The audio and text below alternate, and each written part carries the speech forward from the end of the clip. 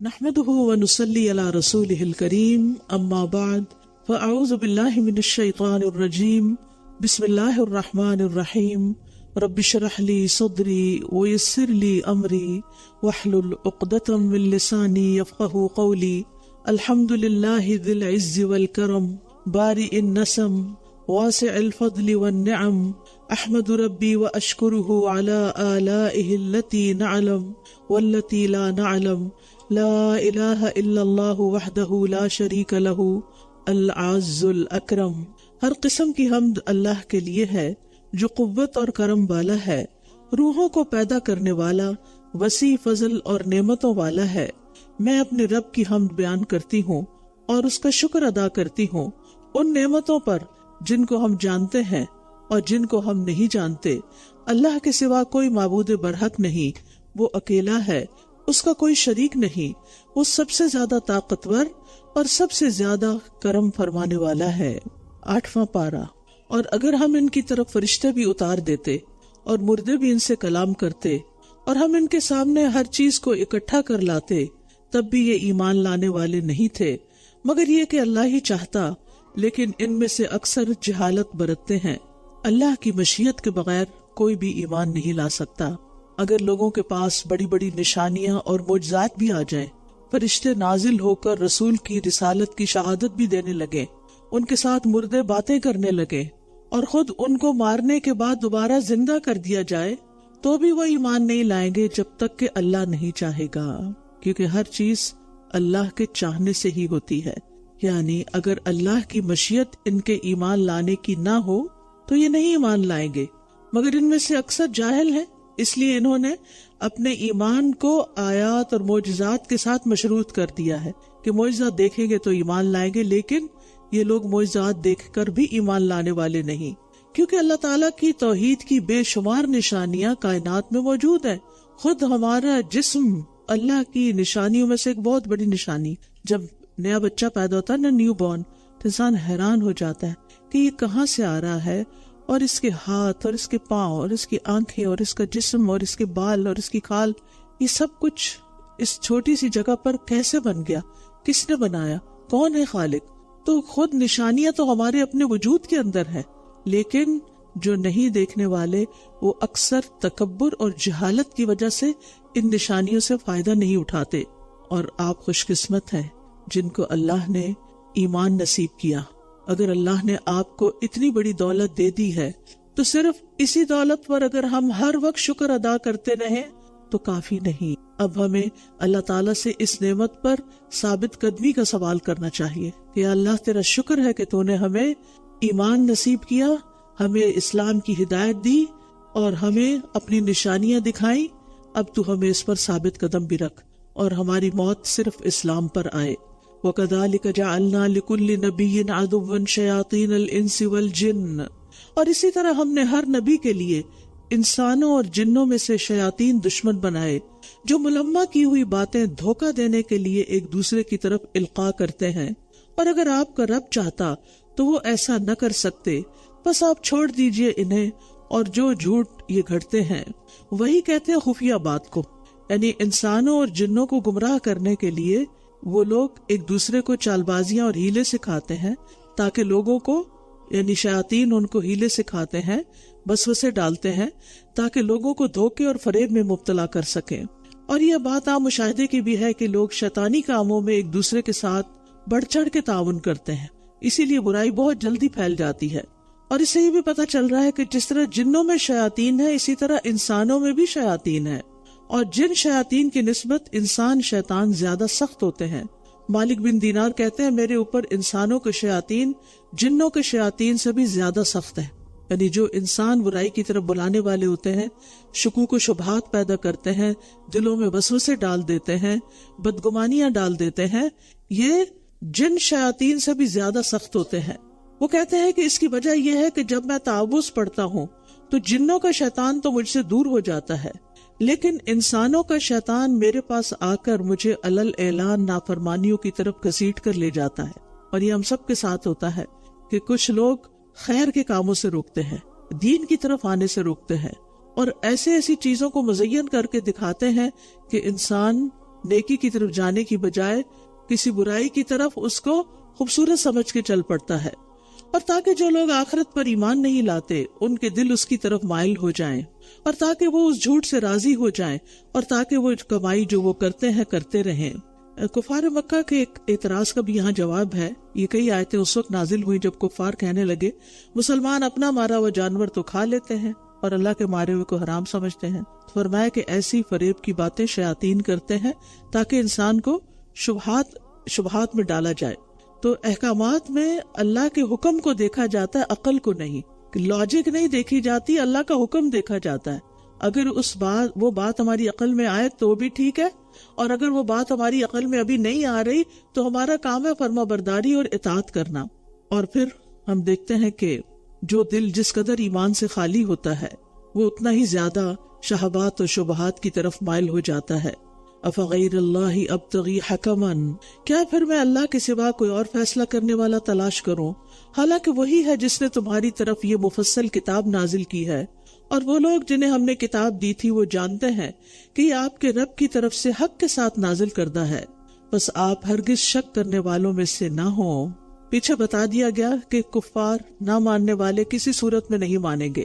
اب یہاں بتایا جا رہا ہے کہ اللہ نے جو مفصل کتاب نازل کی ہے وہ آپ کے نبوت کے سچا ہونے پر کافی دلیل ہے، کیونکہ اللہ سبحانہ وتعالیٰ نے نبی صلی اللہ علیہ وسلم کو جو کتاب دی ہے جس میں ہم سب کے لیے ہدایت ہے، اس میں کسی قسم کا کوئی شک نہیں، 1400 سال سے اس میں کوئی تبدیلی نہیں ہوئی۔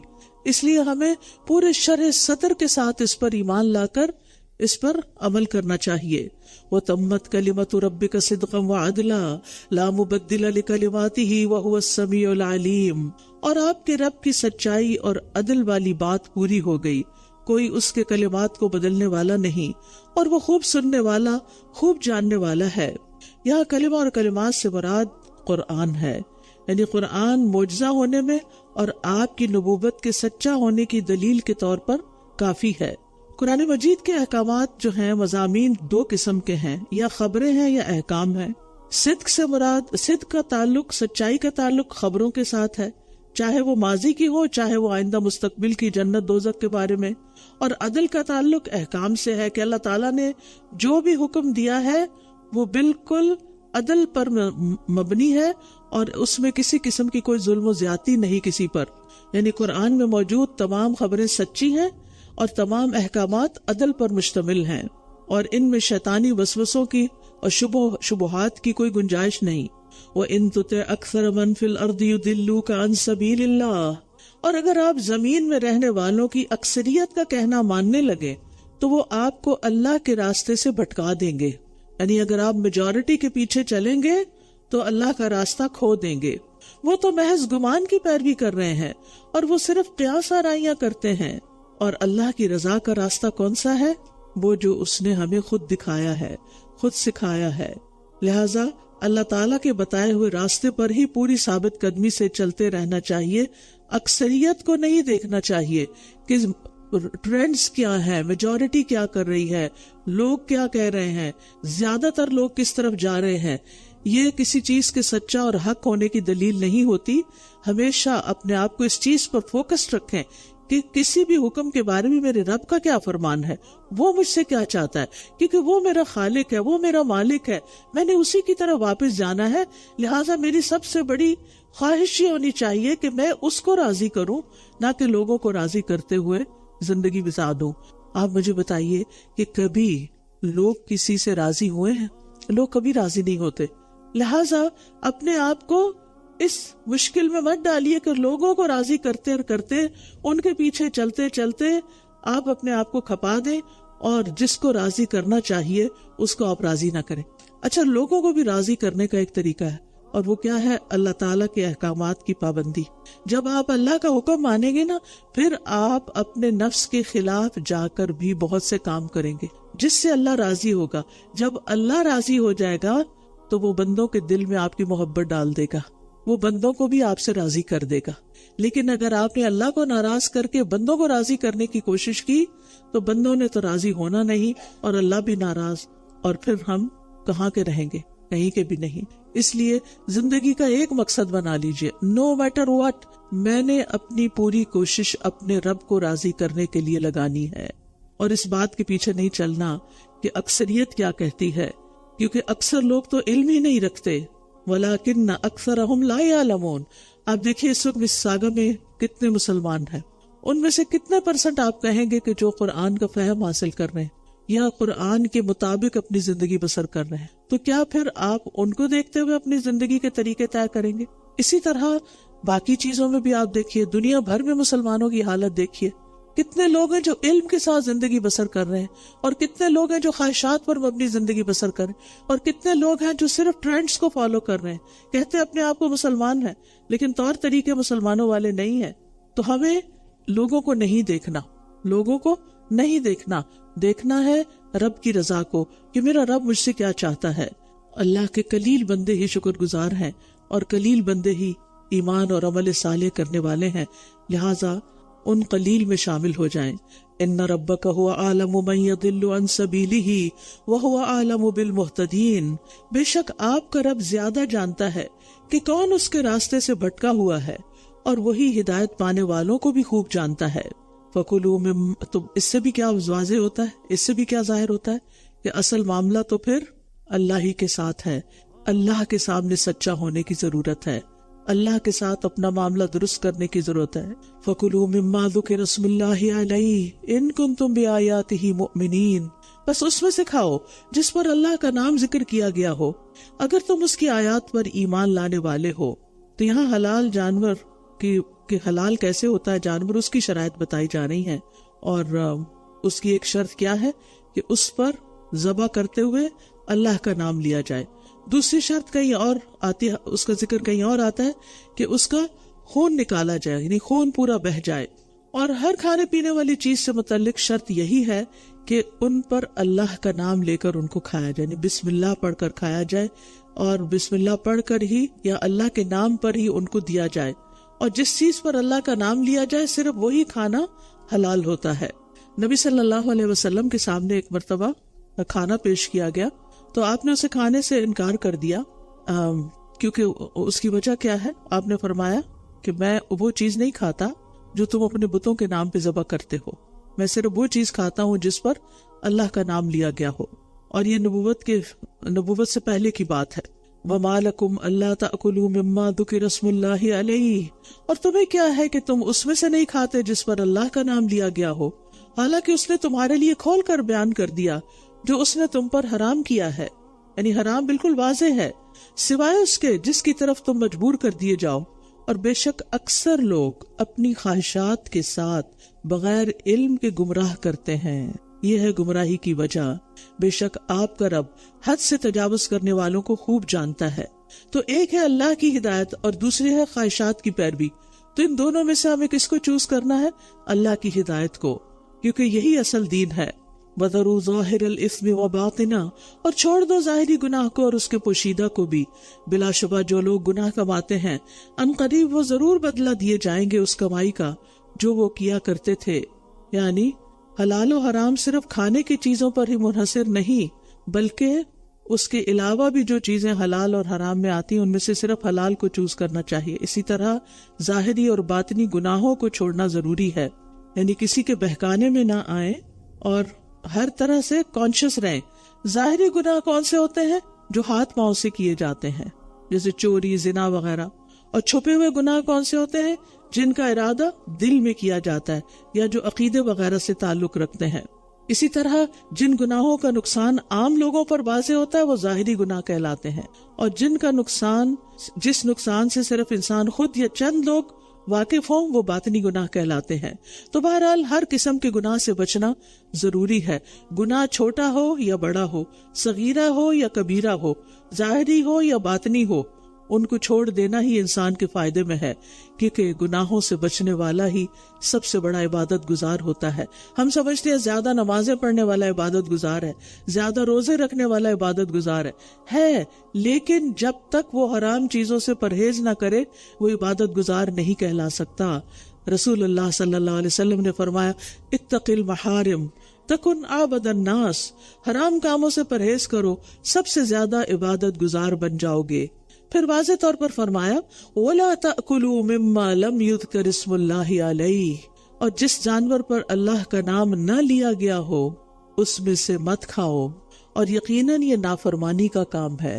لہٰذا یہ نہیں کہہ سکتے کہ ٹھیک ہے کہیں سے بھی خرید کے گوشت کھا لیتے ہیں اور اس پر خود بسم اللہ پڑھ لیتے ہیں۔ شرط یہ ہے کہ ان کو ذبح کرتے وقت بسم اللہ کہا گیا ہو۔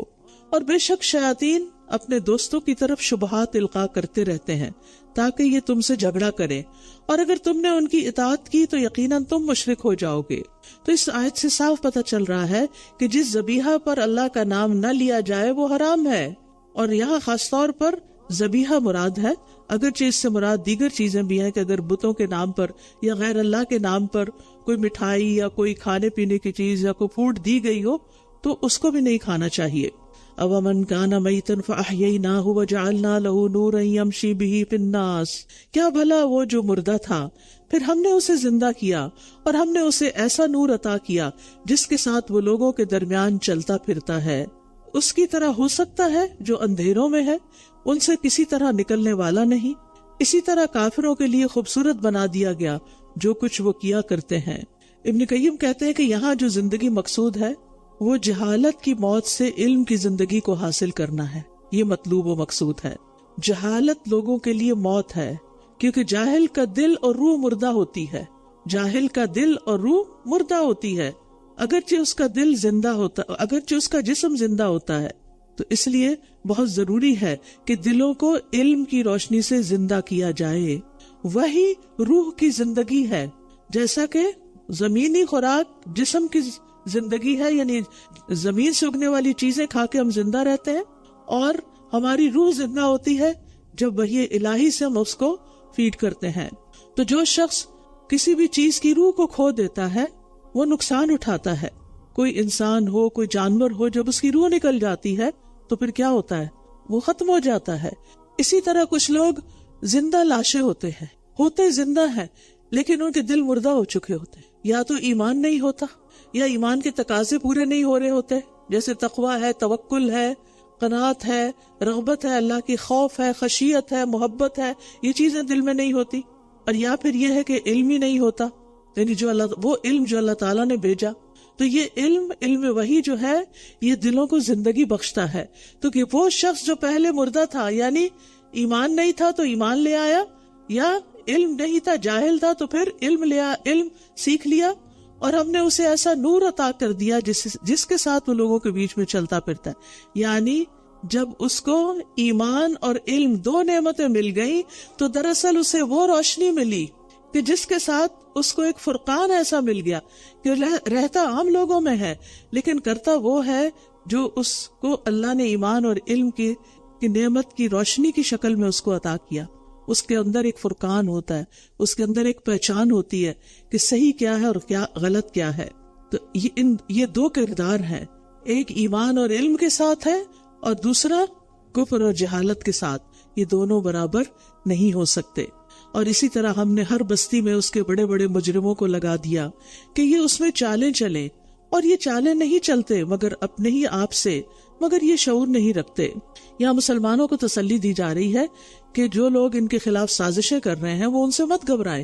اس قسم کی سازشیں ہر دور میں ہوتی رہیں، انبیاء کرام کے خلاف ہوتی رہیں، لیکن بالآخر انجام ایمان والوں کا ہی بہتر ہوا۔ سازشیں اور چالیں چلنے والوں کو ہی نقصان دیتی ہیں۔ کبھی دنیا میں بھی ان کا نقصان نظر آ جاتا ہے، لیکن اگر دنیا میں نظر نہ آئے تو آخرت میں تو پتہ چل ہی جائے گا۔ اور جب ان کے پاس کوئی نشانی آتی ہے تو یہ کہتے ہیں ہم ہرگز ایمان نہ لائیں گے یہاں تک کہ ہم بھی اسی کی مانند دیے جائیں جو اللہ کے رسولوں کو دیا گیا، ہم بھی اسی کی مانند دیے جائیں جو اللہ کے رسولوں کو دیا گیا۔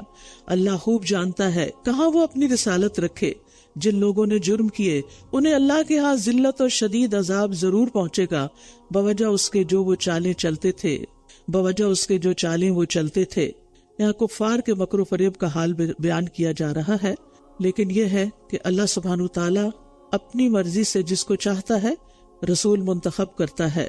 اللہ نے بندوں کی چاہت کو نہیں دیکھا، اپنی حکمت کو دیکھا، اپنے عدل کو دیکھا، فَمَن يُرِدِ اللَّهُ أَن يَهْدِيَهُ يَشْرَحْ صَدْرَهُ لِلْإِسْلَامِ، پھر اللہ جسے ہدایت دینے کا ارادہ کرتا ہے اس کا سینہ اسلام کے لیے کھول دیتا ہے، اس کا دل کھل جاتا ہے، وہ خوشی سے پھر اسلام قبول کرتا ہے، وہ خوشی سے اسلام کی تعلیم کو حاصل کرتا ہے، اور جسے وہ گمراہ کرنا چاہتا ہے اس کا سینہ بہت تنگ گھٹا ہوا کر دیتا ہے، گویا کہ وہ آسمان میں چڑھ رہا ہو۔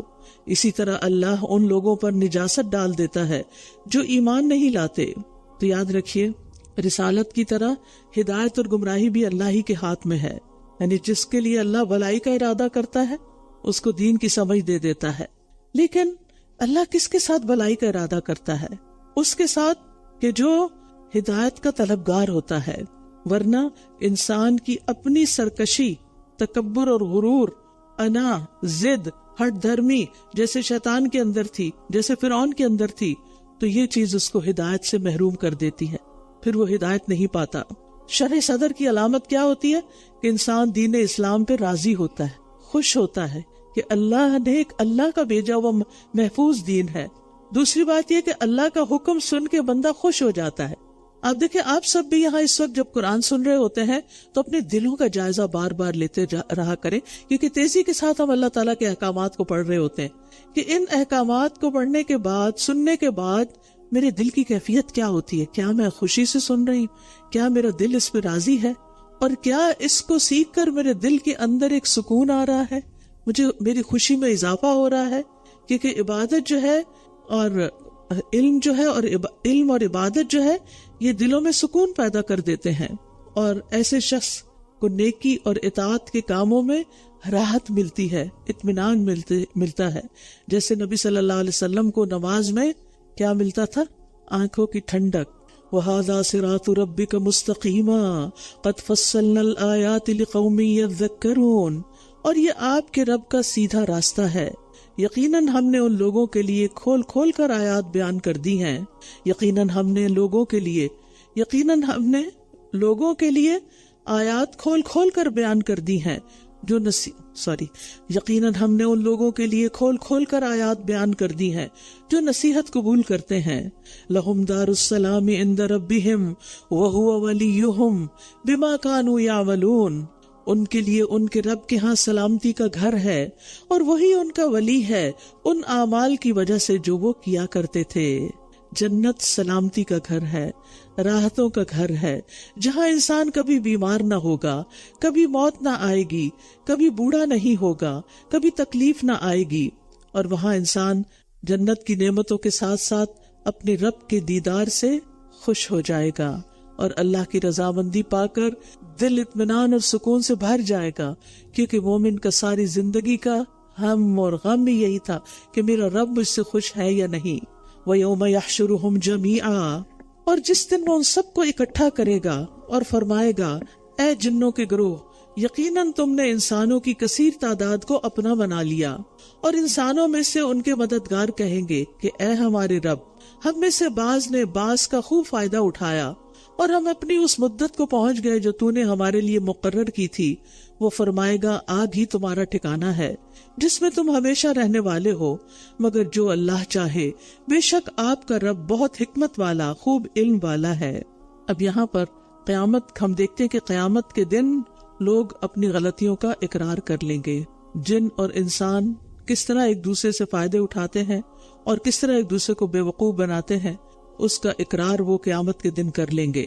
اور اسی طرح ہم ظالموں کو ایک دوسرے کا مددگار بنا دیتے ہیں اس کمائی کی بدولت جو وہ کیا کرتے ہیں۔ اصل بات یہی ہے کہ جیسے اعمال ہوتے ہیں انسان کے، جیسی خواہشات ہوتی ہیں، ویسی ہی لوگوں سے دوستی ہوتی ہے، چاہے وہ جنوں میں سے ہو یا انسانوں میں سے۔ اور انسان کو اپنے اعمال، اپنی پسند اور اپنی خواہش کے مطابق ہی دوست ملتے ہیں۔ آپ ہر ایک کے ساتھ دوستی نہیں کر سکتے، آپ کا دل انہی کے ساتھ لگتا ہے جو آپ کی طرح کی باتیں کرتے ہیں۔ رشتہ داریوں میں تو مجبوری ہوتی ہے کہ آپ ان کو کاٹ نہیں سکتے، چاہے وہ آپ کی پسند کے ہیں یا نہیں، لیکن دوستوں کے بارے میں تو انسان کی اپنی چوائس ہوتی ہے۔ کچھ لوگ ہوتے ہیں جن کو دیکھ کے آپ کا دل کھل اٹھتا ہے، یہ وہ لوگ ہوتے ہیں جو آپ جیسی پسند اور خواہش رکھتے ہیں، اور اگر وہ نہ رکھتے ہو تو تھوڑے ہی دن میں آپ ان سے الگ ہو جاتے، وہ دوستی نبھ ہی نہیں سکتی، وہ آگے چل ہی نہیں سکتی۔ تو اس لیے انسان کو یہ دیکھنا چاہیے کہ وہ کس کو دوست بنائے ہوئے ہے۔ کیونکہ وہ اپنے دوست کے ہی دین پر ہے، اور مومن مومنوں کے دوست ہوتے ہیں. والمؤمنون والمؤمنات بعضهم اولیاء بعض، مومن مرد اور مومن عورتیں ان میں سے بعض کے دوست ہیں. یعنی جس کے اپنے اندر ایمان ہوگا وہ ایمان والے سے ہی محبت رکھتا ہوگا. اسی طرح المنافقون والمنافقات بعضهم من بعض، منافق مرد اور منافق عورتیں ان میں سے بعض سے ہیں، یعنی وہ ایک دوسرے سے دوستی رکھتے ہیں. یا معاشر الجن والانس، اے گروہ جن و انس، کیا تمہارے پاس تم ہی میں سے رسول نہیں آئے تھے جو تم پر میری آیات بیان کرتے، اور وہ تمہیں تمہارے اس دن کی ملاقات سے ڈراتے، وہ کہیں گے ہم اپنے نفسوں کے خلاف گواہی دیتے ہیں، اور انہیں دنیا کی زندگی نے دھوکے میں ڈالے رکھا، اور یہ اپنے نفسوں کے خلاف خود گواہی دیں گے کہ یقیناً یہ انکار کرنے والے تھے. یہ اس لیے کہ آپ کا رب کسی بستی کو ظلم کے ساتھ ہلاک کرنے والا نہیں ہے جبکہ اس کے رہنے والے غافل ہوں، ان تک پیغام ہی نہ پہنچا ہو. وَلِكُلٍّ دَرَجَاتٌ مِّمَّا عَمِلُوا وَمَا رَبُّكَ بِغَافِلٍ عَمَّا يَعْمَلُونَ، اور ہر ایک کے لیے درجات ہیں ان اعمال کی بدولت جو انہوں نے کیے، اور آپ کا رب اس سے ہرگز غافل نہیں جو یہ کرتے ہیں. تو بات یہ ہے کہ ہر انسان کا درجہ اور مقام آخرت میں اس کے اعمال کے مطابق ہوگا. جس نے پورا قرآن حفظ کیا اس کا درجہ کچھ اور ہوگا، جس نے آدھا کیا اس کا کچھ اور ہوگا، جس نے جتنی زیادہ نیکیاں کی ہوں گی، جتنے زیادہ سجدے کیے ہوں گے، کیونکہ ہر سجدے کے بدلے ایک درجہ ملتا ہے، تو جتنے زیادہ سجدے ہوں گے اتنے ہی زیادہ اس کے درجات ہوں گے. وَلِكُلٍّ دَرَجَاتٌ مِّمَّا عَمِلُوا، یہ تو اللہ کے ہاں طے شدہ ہے، وہیں پہنچو گے جہاں تک کی کوشش کی. دنیا میں بھی ہم یہ دیکھتے ہیں کہ انسان جس چیز کے لیے کوشش کرتا ہے وہی ملتی ہے اس کو. تھوڑی کے لیے تھوڑی کوشش تھوڑی اس کے گولز جو ہیں وہ بہت کمتر درجے کے ہیں تو وہ وہیں پہنچے گا. جن کے بہت ہائی اچیورز وہ ہوتے ہیں جو اپنے گول بھی بہت اونچے سیٹ کرتے ہیں. اور پھر من جد وجد، جو کوشش کرتا ہے وہ پا لیتا ہے. دیکھا یہ جاتا ہے کہ آپ کی کوششیں کیا ہیں اور کہاں تک ہیں. وَرَبُّكَ الْغَنِيُّ ذُو الرَّحْمَةِ إِن يَشَأْ يُذْهِبْكُمْ وَيَسْتَخْلِفْ مِن بَعْدِكُمْ مَا يَشَاءُ، اور آپ کا رب بہت بے نیاز رحمت والا ہے، اگر وہ چاہے تو تم سب کو لے جائے اور تمہارے بعد جسے چاہے جانشین بنا دے، جیسا کہ اس نے تمہیں کچھ اور لوگوں کی نسل سے اٹھایا. یعنی پہلے لوگوں کا تمہیں جانشین بنایا، تو اگر تم اس کی اطاعت نہیں کرتے تو تمہیں تباہ کر کے دوسروں کو تمہارا جانشین بنا سکتا ہے. یہ اس کی قدرت میں ہے. اور یہاں اللہ کا نام الغنی استعمال ہو، الغنی آیا ہے، یعنی ساری مخلوق سے اپنی قدرت کی بنا پر بے پرواہ اور بے نیاز ہے. ساری مخلوق اس کی محتاج ہے، وہ کسی کا محتاج نہیں. انما توعدون لآت، بے شک جس چیز کا تم سے وعدہ کیا جاتا ہے وہ ضرور آنے والی ہے، اور تم اللہ کو عاجز کرنے والے نہیں ہو. یعنی اگر اللہ کا عذاب آ گیا تو تم اس کو روک نہیں سکتے. کہہ دیجئے اے میری قوم، تم اپنی جگہ عمل کرو، بے شک میں بھی عمل کرنے والا ہوں. بس ان قریب تم جان لو گے کہ وہ کون ہے جس کے لیے آخرت کے گھر کا اچھا انجام ہے. بے شک ظالم لوگ فلاح نہیں پاتے. یہ بطور ڈانٹ ایسا کہا گیا ہے. اس کا یہ مطلب نہیں کہ جو چاہو کرو، یہ نہیں کہا جا رہا. بعض اوقات ایسا ہوتا ہے نا کہ کوئی شخص کچھ غلط کام کر رہا ہوتا ہے یا کوئی صحیح نہیں کر رہا ہوتا، اس کہتے اچھا پھر جو کر رہے ہو کرتے رہو، پھر دیکھنا کہ تمہارا انجام کیا ہوتا ہے. یا یہ کہ اچھا کر لو اپنی مرضی پہ، میں نمٹ لوں گا تم سے. تو یہ اس سینس میں ہے. وَجَعَلُوا لِلَّهِ مِمَّا ذَرَأَ مِنَ الْحَرْثِ وَالْأَنْعَامِ نَصِيبًا، اور انہوں نے اللہ کے لیے ایک حصہ مقرر کر لیا ان کھیتوں اور مویشیوں میں سے جو اس نے پیدا کیے. تو انہوں نے اپنے گمان کے مطابق کہا کہ یہ اللہ کے لیے ہے اور یہ حصہ ہمارے شریکوں کے لیے ہے. بس جو حصہ ان کے شریکوں کے لیے ہوتا تو وہ اللہ کی طرف نہ پہنچتا، اور جو اللہ کے لیے ہوتا وہ ان کے شریکوں کی طرف پہنچ جاتا. کتنا برا فیصلہ ہے جو یہ کرتے ہیں. یہاں عربوں کی جہالت کے بارے میں بات کی گئی ہے. عبداللہ بن عباس کہتے ہیں تم عربوں کی جہالت معلوم کرنا چاہو تو سورۃ الانعام کی آیت پڑھ لو 130 سے 140 تک. تو ان کی پہلی جہالت کیا تھی کہ اپنی کھیتی اور چوپاؤں میں سے صرف ایک حصہ انہوں نے اللہ کے لیے مقرر کیا، جس میں سے وہ مہمان نوازی کرتے، صلہ رحمی کرتے اور دیگر اچھے کاموں کے لیے، اور ایک حصہ اپنے بتوں کے لیے، اور جن کو وہ مشکل کشا سمجھتے تھے، اور اپنے پروہتوں اور کاہنوں کے لیے مقرر کیا ہوا تھا. اگر ان کے حصے میں کوئی کمی ہوتی تو اللہ کے حصے سے اس میں ڈال دیتے کہ اللہ تو غنی ہے، اس کو تو ضرورت نہیں ہے، اور اللہ کا حصہ مار دیتے. اور اسی طرح مشرکین کی اکثریت کے لیے ان کے معبودوں نے ان کی اولاد کا قتل کرنا خوبصورت بنا دیا، ایک اور جہالت، تاکہ وہ انہیں ہلاکت میں ڈالیں. اپنی اولاد کو مار ڈالنا ہلاکت کا باعث ہے، اور تاکہ وہ ان پر ان کے دین کو مشتبہ کر دیں، اور اگر اللہ چاہتا تو ایسا نہ کرتے. بس چھوڑ دیجئے انہیں اور جو جھوٹ یہ گھڑتے ہیں. یہاں پر ایک اور جہالت کا ذکر کیا گیا کہ ان کے شریکوں نے، شیطان نے ان کے لیے اپنی ہی اولاد کو مار ڈالنا خوشنما بنا دیا. اس سے زیادہ بے وقوفی اور جہالت کی کوئی بات ہوگی؟ اللہ تعالیٰ فرماتے ہیں ان قتلہم کان خطئا کبیرا، کہ اپنی اولاد کا قتل بہت بڑی خطا ہے، بہت کبیرہ جو گناہ ہے. لیکن آج بھی آپ دیکھیں کہ کچھ لوگ اپنی ہی اولاد کو دنیا میں آنے سے پہلے ہی مار ڈالتے ہیں. بہت بڑا گناہ ہے، کبیرہ گناہ ہے. خواتین کو خاص طور پر اس مسئلے کو اچھی طرح سمجھ لینا چاہیے اور کسی کی باتوں میں نہیں آنا چاہیے، اور وقتی کسی بھی پریشانی کا شکار ہو کر اپنے پیٹ کے بچے کو مارنا نہیں چاہیے کسی بھی سٹیج پر.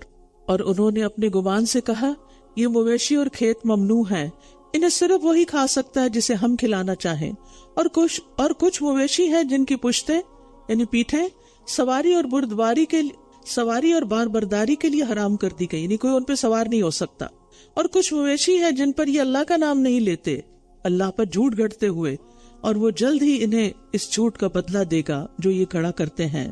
یہاں ان کی مزید حماقتوں کا ذکر ہے کہ وہ کچھ جانوروں کو بت خانوں اور مجاوروں کے لیے خاص کرتے، اور ان کو ذبح کرتے ہوئے بھی انہی کا نام لیتے، بتوں کا نام لیتے، اللہ کا نام نہیں لیتے تھے.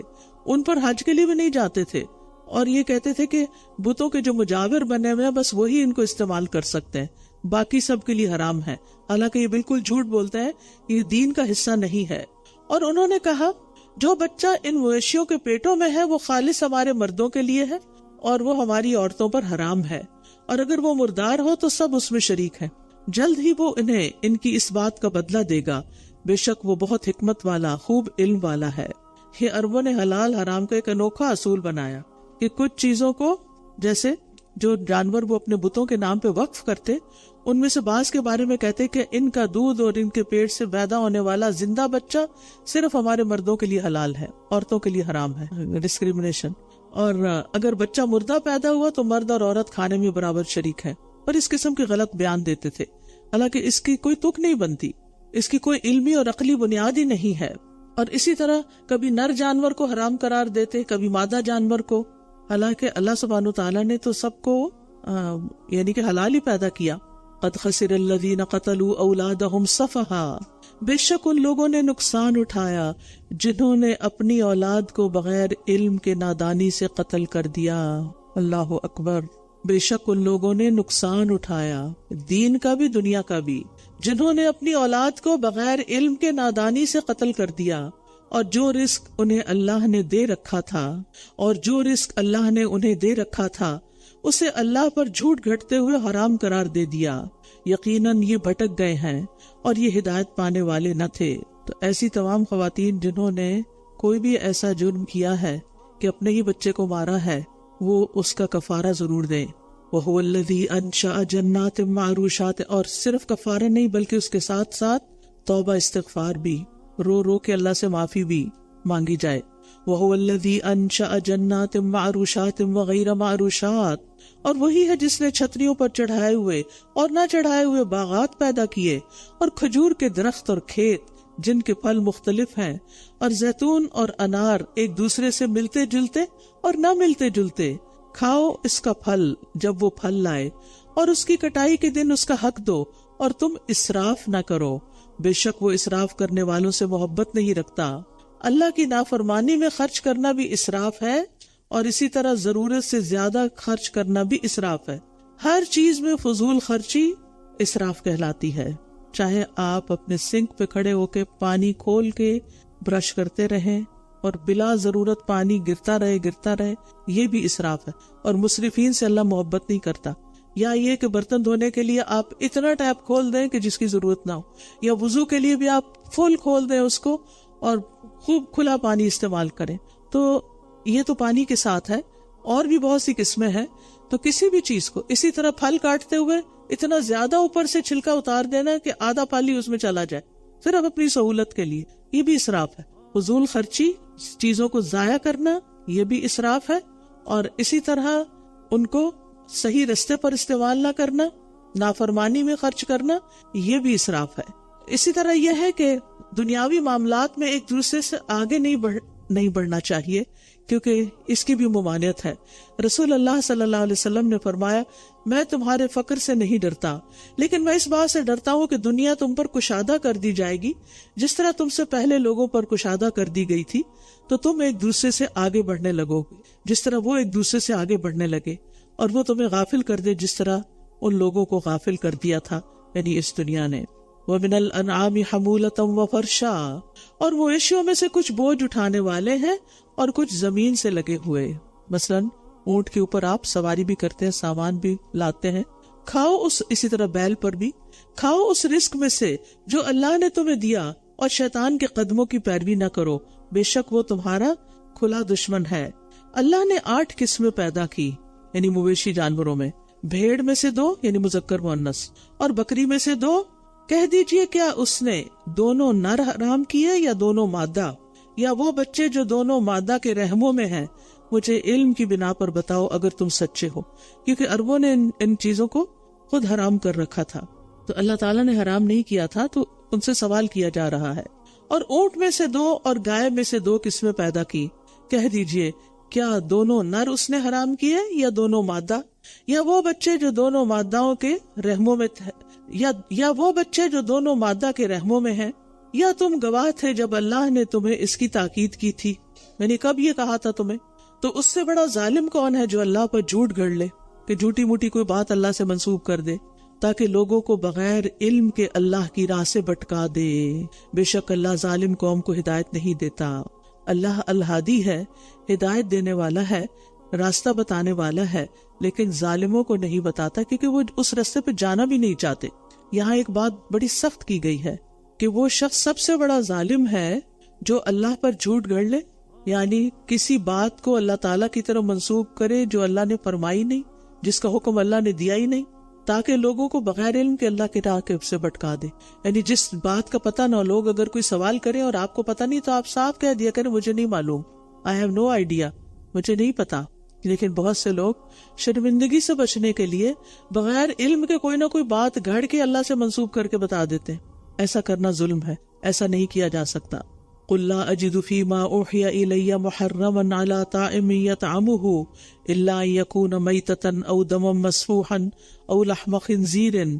کہہ دیجئے جو میری طرف وحی کیا گیا ہے اس میں سے کسی کھانے والے پر کوئی چیز حرام نہیں پاتا جسے وہ کھائے، اس میں سے میں کسی کھانے والے پر کوئی چیز حرام نہیں پاتا جسے وہ کھائے، مگر یہ کہ وہ مردار ہو، یعنی خود ہی مر گیا، نیچرل ڈیتھ، یا بہتا ہوا خون ہو، یا خنزیر کا گوشت ہو.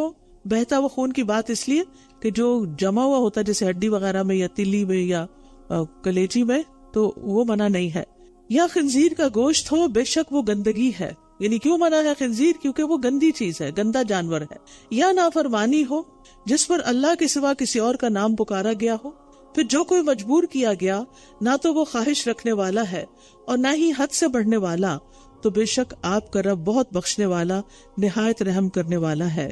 مطلب یہ ہے کہ جن جانوروں کو بت پرستوں نے حرام قرار دے رکھا ہے، ان میں سے کسی جانور کے بارے میں مجھ پر اللہ کی طرف سے کوئی ممانعت کا حکم ان 4 چیزوں کے سوا نہیں آیا. اس کا یہ مطلب نہیں کہ دوسرے جانوروں میں بھی کوئی جانور حرام نہیں. نبی صلی اللہ علیہ وسلم نے ہر قسم کے درندوں، کچلی والے، اور پھر کچھ شکاری جیسے پرندے ہوتے ہیں جو گوشت خور بھی ہوتے ہیں، تو اور بھی چیزیں ہیں جن کو حرام کیا ہے. اور ان لوگوں پر جو یہودی ہوئے اور ان لوگوں پر جو یہودی بن گئے، ہم نے ہر ناخن والا جانور حرام کر دیا، اور گائے اور بکری میں سے ہم نے ان پر دونوں کی چربیاں حرام کر دی. یعنی یہود پر چربی بھی حرام تھی، سوائے اس کے جو ان کی پشتوں یا آنتوں نے اٹھائی ہوئی ہو، یا جو ہڈی کے ساتھ مل گئی ہو، کیونکہ وہ تو نہیں نکال سکتے. یہ بدلہ ہم نے انہیں ان کی سرکشی کی وجہ سے دیا، اور یقیناً ہم سچے ہیں. تو یہاں ناخن والے جانور سے مراد وہ جانور یا پرندہ ہے جس کی انگلیاں پھٹی ہوئی یعنی الگ الگ نہ ہو، ٹھیک ہے، وہ ایک ہی ہوتا ہے نا، آگے سے بڑا ہوتا ہے، مثلا اونٹ، شتر مرغ، بطخ وغیرہ، یعنی صرف وہ پرندے یا جانور حلال تھے جن کے پنجے کھلے ہوں. فَإِن كَذَّبُوكَ فَقُلْ رَبُّكُمْ ذُو رَحْمَةٍ وَاسِعَةٍ، پھر اگر وہ آپ کو جھٹلائیں، پھر اگر یہ آپ کو جھٹلائیں تو کہہ دیجئے تمہارا رب وسیع رحمت والا ہے اور مجرم قوم سے اس کا عذاب پھیرا نہیں جا سکتا.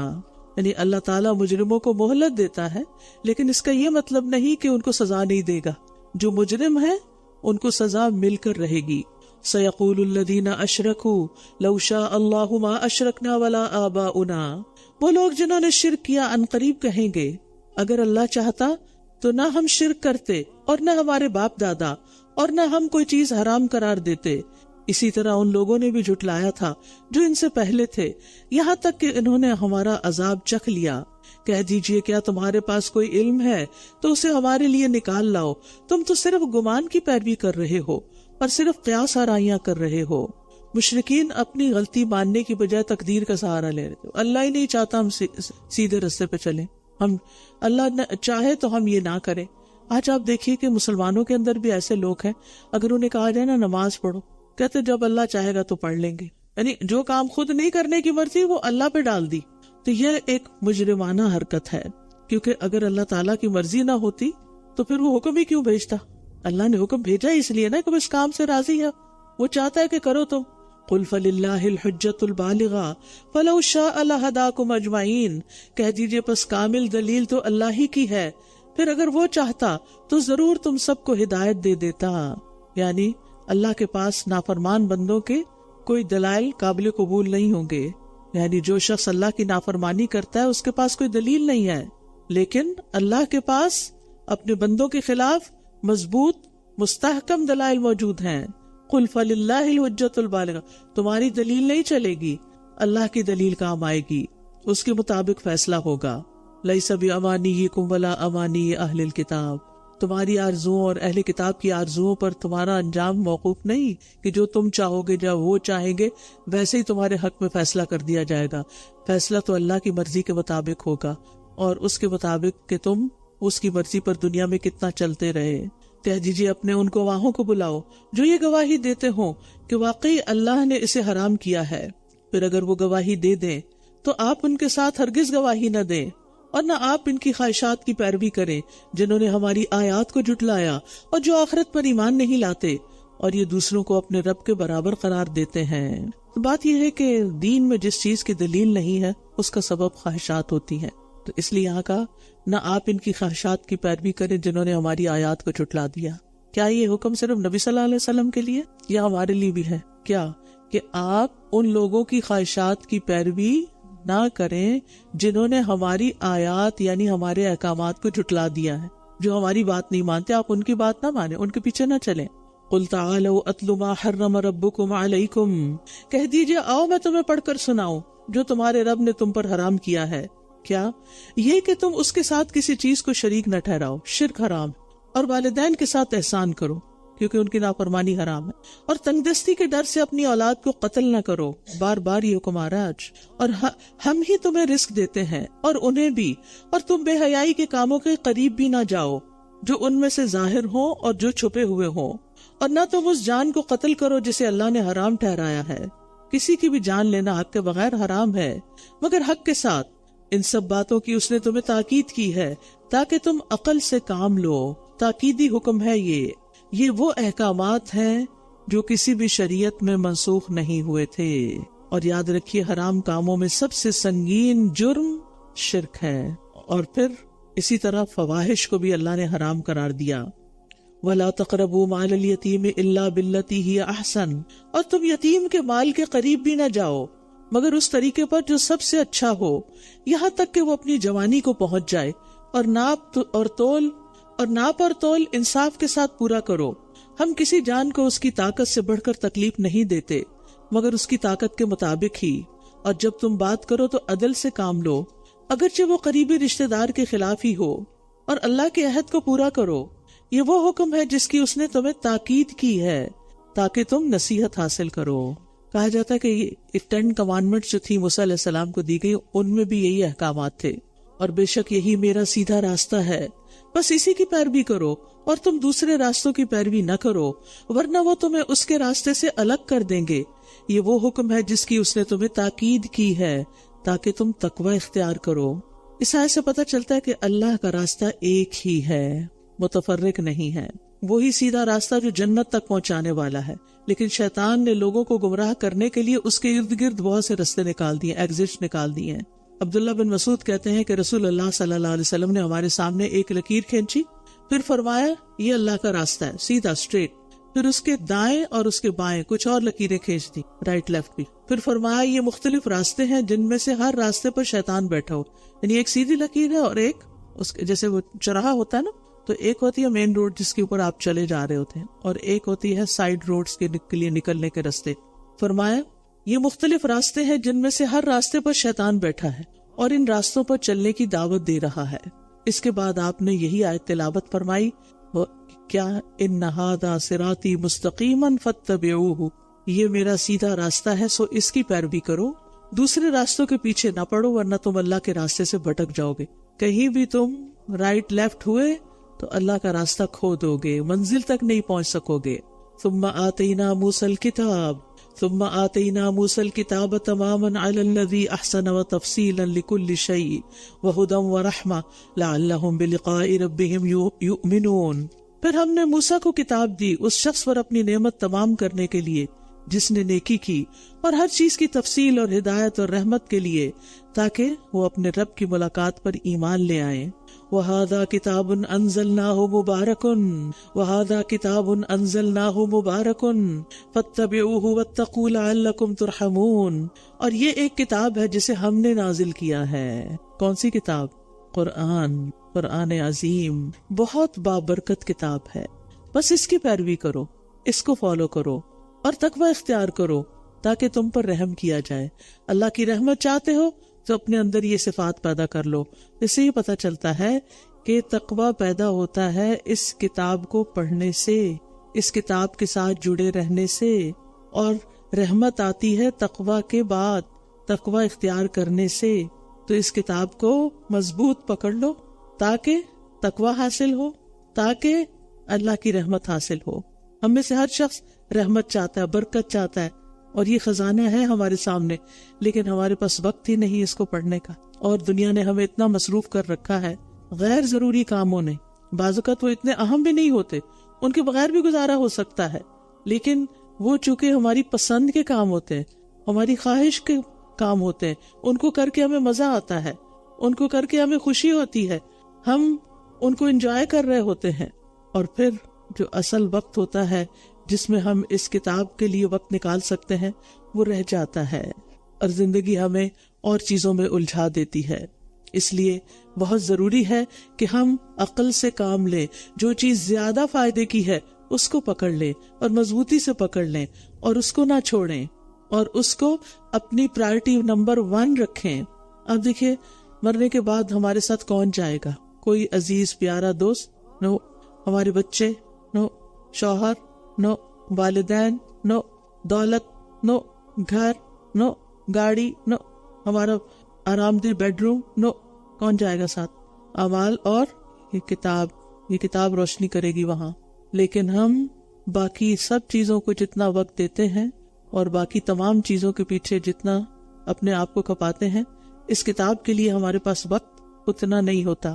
کبھی ہوتا بھی ہے تو تھکے ہارے جو بس بچا کچا وقت ہے، اپنا پرائم ٹائم اس کو نہیں دیتے، اپنی لائف کا پرائم ٹائم اس کو نہیں دیتے، اپنی زندگی کا پرائم ٹائم اس کو نہیں دیتے، جس کو معمولی سمجھ رکھا ہے، اس کی ضرورت نہیں ہمیں، اس کے بغیر ہی گزارا چل جائے گا۔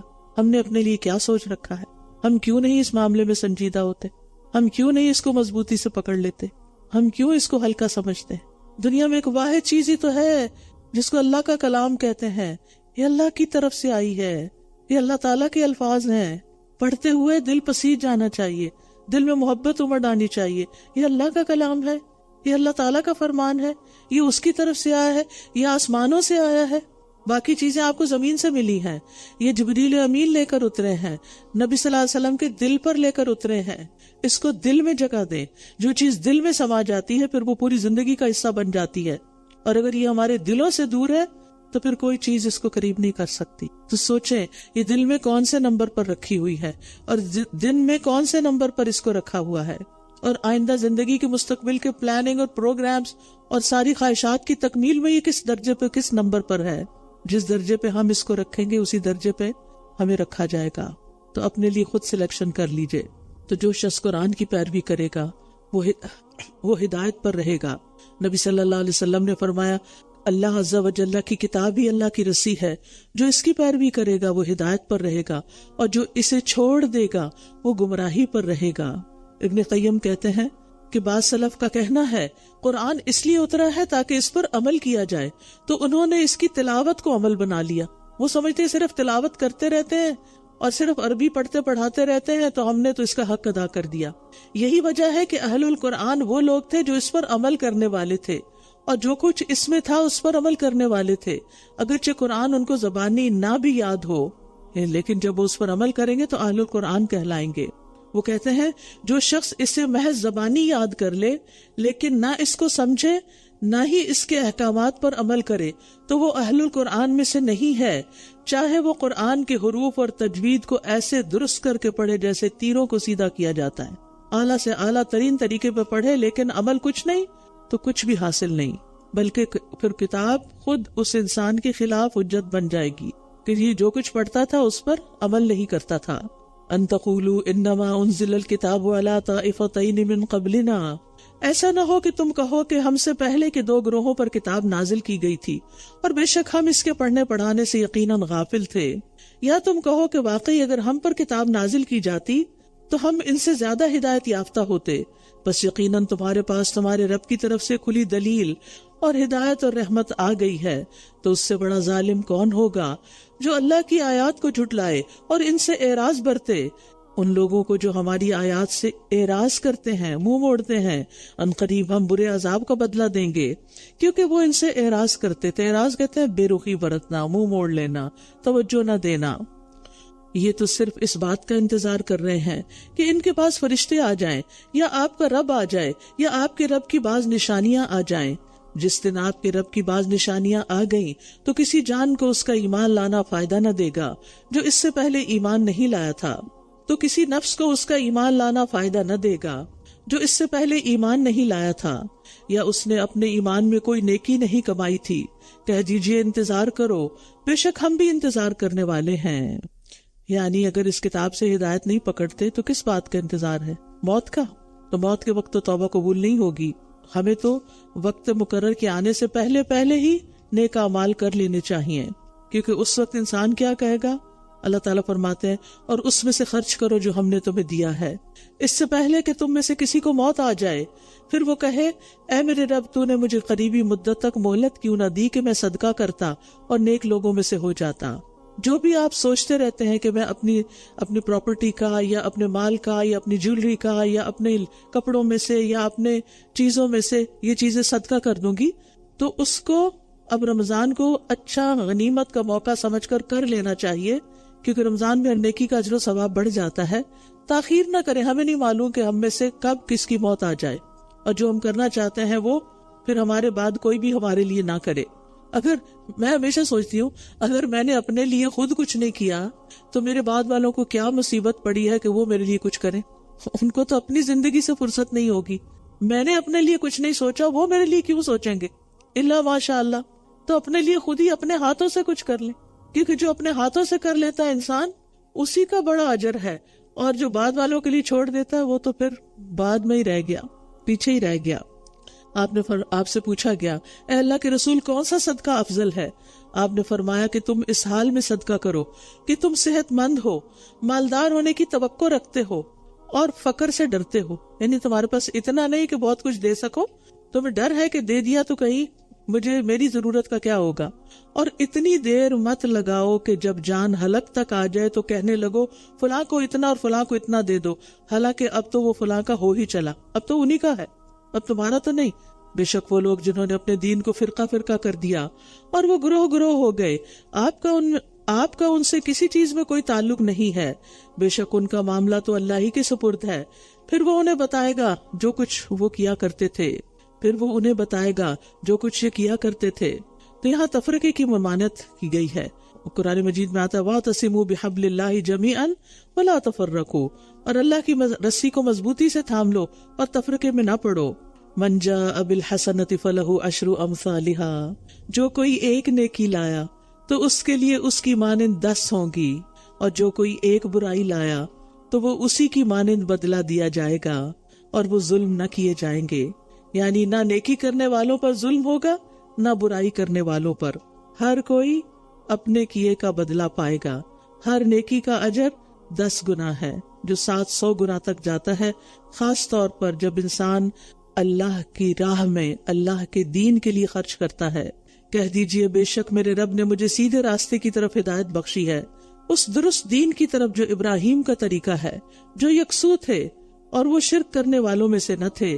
قل ان صلاتي ونسكي ومحياي ومماتي لله رب العالمین، کہہ دیجئے بے شک میری نماز اور میری قربانی اور میرا جینا اور میرا مرنا اللہ ہی کے لیے ہے جو تمام جہانوں کا رب ہے.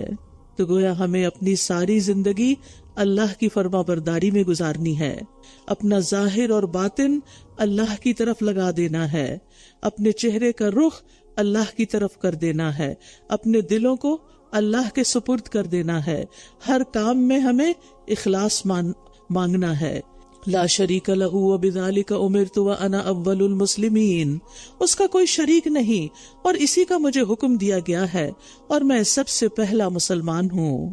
قل اغیر اللہ ابغی ربا وہو رب کل شیء، کہہ دیجئے کیا میں اللہ کے سوا کوئی اور رب تلاش کروں حالانکہ وہی ہر چیز کا رب ہے. اور کوئی نفس گناہ نہیں کماتا مگر اس کا وبال اسی پر ہے، اور کوئی بوجھ اٹھانے والا کسی دوسرے کا بوجھ نہیں اٹھائے گا. پھر اپنے رب کی طرف تم سب کا لوٹنا ہے، پھر وہ تمہیں بتائے گا اس بارے میں جس میں تم اختلاف کیا کرتے تھے. یہاں یہ بات واضح کر دی گئی ہے کہ کوئی کسی کا بوجھ نہیں اٹھائے گا. والدین اور اولاد بھی ایک دوسرے کے گناہ کا بوجھ نہیں اٹھائیں گے. یوم یفر المرء من اخیہ و امہ و ابیہ و صاحبتہ و بنیہ لکل امرئ منہم یومئذ شأن یغنیہ. انسان سارے رشتوں سے بھاگ جائے گا کیونکہ اس کو اپنی مصیبت پڑی ہوئی ہوگی. اور وہی ہے جس نے تمہیں زمین میں جانشین بنایا اور تمہارے بعض کو بعض پر درجات میں بلند کیا تاکہ وہ تمہیں اس میں آزمائے جو اس نے تمہیں دیا ہے. بے شک آپ کا رب جلد سزا دینے والا ہے اور بے شک وہ یقیناً بہت بخشنے والا بہت رحم کرنے والا ہے. یعنی اللہ نے ہمیں زمین میں ایک دوسرے کا جانشین بنایا اور شکل و صورت مال و جاہ علم و عقل میں ایک دوسرے پر فوقیت دی. اور یہ کیوں دیا؟ تاکہ امتحان لے ہم سب. یعنی کسی کو کوئی چیز زیادہ ملی، کسی کو کوئی چیز کم ملی، اور کسی کو کچھ زیادہ ملا، کسی کو کچھ اور زیادہ ملا. یعنی ہر شخص کی زندگی میں سب کچھ نہیں ہوتا، کمی بیشی ہوتی. یہ کیوں؟ آزمائش کے لیے کہ جو چیزیں ملی ہیں ان پہ کتنا شکر ادا کر رہے ہو، اور جو چیز نہیں ملی یا تم سے چھن گئی اس پہ صبر کتنا کر رہے ہو. یہ ہے اصل امتحان. سورۃ الاعراف یہ ایک کتاب ہے جو آپ کی طرف نازل کی گئی ہے، یعنی قرآن پاک. سو آپ کے سینے میں اس سے کوئی تنگی نہ ہو، یعنی اس کے احکامات سن کر دل میں تنگی نہیں آنی چاہیے. کیا سوچنا چاہیے؟ رب نے اتارا ہے نا، وہ جانتا ہے میری کیپیسٹی کتنی ہے، اور رب ہی مجھے توفیق دے گا کہ میں اس حکم پر عمل کروں، اور میں رب سے ہی مانگتی ہوں کہ وہ مجھے اس پر عمل کرنے کی توفیق عطا کر دے. سو آپ کے سینے میں اس سے کوئی تنگی نہ ہو. کس لیے اتاری گئی؟ تاکہ آپ اس کے ذریعے خبردار کریں اور ایمان لانے والوں کے لیے ایک یاد دہانی ہو. جو نہیں مانے ان کو ڈرائیں اور جو مان گئے ہیں ان کو یاد دہانی کرائیں. تو اس سے پتہ چلتا ہے کہ کتاب کا مقصد علم دینا بھی ہے، لیکن کتاب کا مقصد یاد دہانی کرانا. لہٰذا قرآن کو جتنی مرتبہ چاہے پڑھ لیں، بار بار پڑھنے کی ضرورت ہوتی ہے کیونکہ ہم پڑھ کر پھر بھول جاتے ہیں. اتبعوا ما انزل الیکم من ربکم، تم اس کی پیروی کرو جو تمہاری طرف تمہارے رب کی طرف سے نازل کیا گیا ہے، اور اس کے سوا دوسرے من گھڑت سرپرستوں کی پیروی نہ کرو. کتنی کم تم نصیحت پکڑتے ہو. یعنی صرف اللہ کی طرف سے نازل شدہ احکامات کی پیروی کا حکم دیا جا رہا ہے، اور اللہ اور رسول کے حکم کے آگے کسی اور کی بات نہیں مانی جائے گی. وہی الہی سے آنے والی بات کو ہر بندے کے قول پر مقدم کیا جائے گا، آگے رکھا جائے گا. یہ اللہ کا فرمان ہے. بعض اوقات یہ ہوتا ہے نا کہ کسی عالم کو اللہ کا حکم یاد نہیں ہوتا یا بھول چکا ہوتا یا اس کی نظر سے گزرا نہیں ہوتا، اور وہ اپنے گزشتہ علم پر مبنی اخلاص کے ساتھ فتویٰ دے دیتا ہے، لیکن بعد میں کوئی اور عالم آتا ہے اور وہ بتاتا ہے کہ وہ فتویٰ درست نہیں، کیونکہ یہ آیت اس کے خلاف جا رہی ہے. تو انسان کو اس میں یہ نہیں سوچنا چاہیے نہیں وہ تو ہماری برادری کا عالم ہے، نہیں وہ تو ہم تو بچپن سے اس کو جانتے ہیں، نہیں یہ باتیں اور یہ عذر نہیں. اللہ کی بات آ گئی، سمعنا و اطعنا، وحی الہی ہر چیز پر پرائرٹی رکھتی ہے. اور کتنی ہی بستیاں ہیں جنہیں ہم نے ہلاک کر دیا تو ان پر ہمارا عذاب رات کے وقت آ پہنچا، یا جب وہ قیلولہ کر رہے تھے، دن کو آرام کر رہے تھے. پھر جب ہمارا عذاب ان پر آ پہنچا تو ان کی پکار اس کے سوا کچھ نہ تھی کہ وہ بول اٹھے بے شک ہم ہی ظالم تھے، اپنی غلطی مان لی. لیکن اس وقت ماننے کا فائدہ کچھ نہیں، ایسے وقت میں ایمان لانا فائدہ نہیں دیتا. پھر ہم ان لوگوں سے ضرور پوچھیں گے جن کی طرف رسول بھیجے گئے، اور ہم رسولوں سے بھی ضرور پوچھیں گے. پھر ضرور ہم ان پر علم کے ساتھ سارے حالات بیان کر دیں گے. اور ہم کہیں غائب تو نہ تھے، ہم سب دیکھ رہے تھے کہ لوگ کیا کر رہے ہیں، رسولوں کو کیا جواب دے رہے ہیں. والوزن یومئذ الحق فمن ثقلت موازینہ فاولئک هم المفلحون. اور اس دن اعمال کا وزن برحق ہے تو جن کے پلڑے بھاری ہوں گے بس وہی لوگ فلاح پانے والے ہیں. قیامت کے دن تمام اعمال کا وزن ہوگا. کیسے؟ بعض کہتے ہیں کہ جن چیزوں پر لکھے جائیں گے اعمال ان کو تولا جائے گا، بعض کہتے ہیں اعمال کو جسم دے دیا جائے گا، بعض کہتے ہیں عمل والے کو تولا جائے گا. تو تینوں صورتیں ممکن ہو سکتی ہیں، ہر ایک کی تائید میں کوئی نہ کوئی دلیل موجود ہے.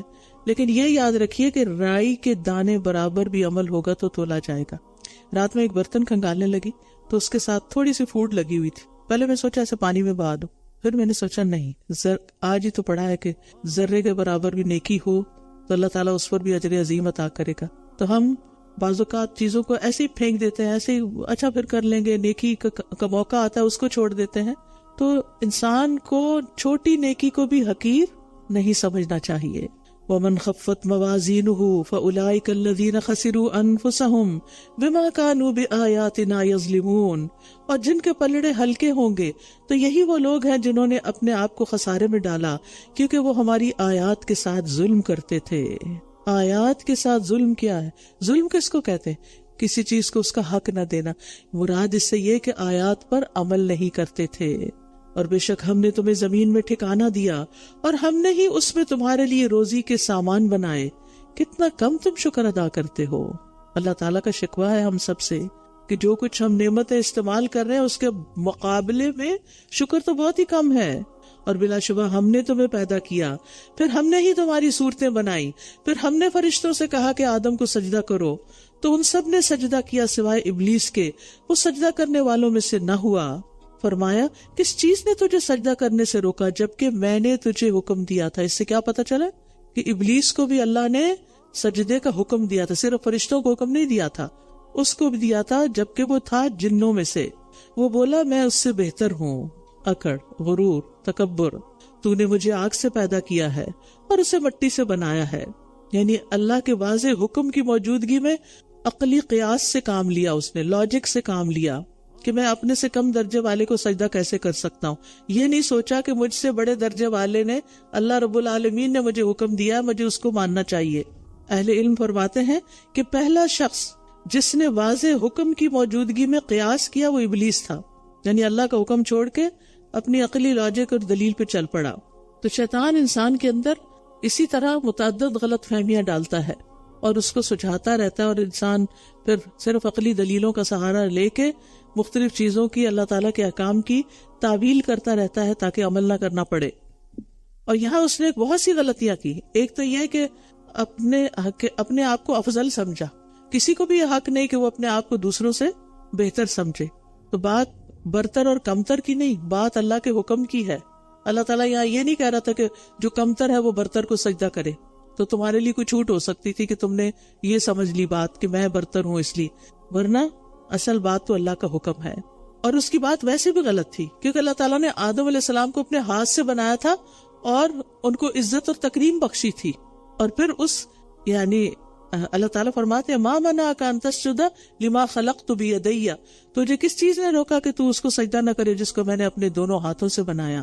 تو عزت اور بڑائی اور برتری تو شیطان کے مقابلے میں آدم کو ملی تھی، اور تیسری بات بھی اس کی غلط تھی، وہ کہتا ہے آگ مٹی سے بہتر ہے. وہ کیسے؟ آگ میں تو تیزی ہوتی ہے، آگ تو جلا دیتی ہے، آگ تو بھڑکتی ہے، جبکہ مٹی میں تواضع ہوتی ہے. مٹی سے سارا رزق نکلتا ہے، پروڈیوس کرتی ہے، اس میں بڑھانے کی خوبی ہے. آگ ختم کرتی ہے جبکہ مٹی چیزوں کو گرو کرتی ہے، بڑھاتی ہے، زیادہ کرتی ہے.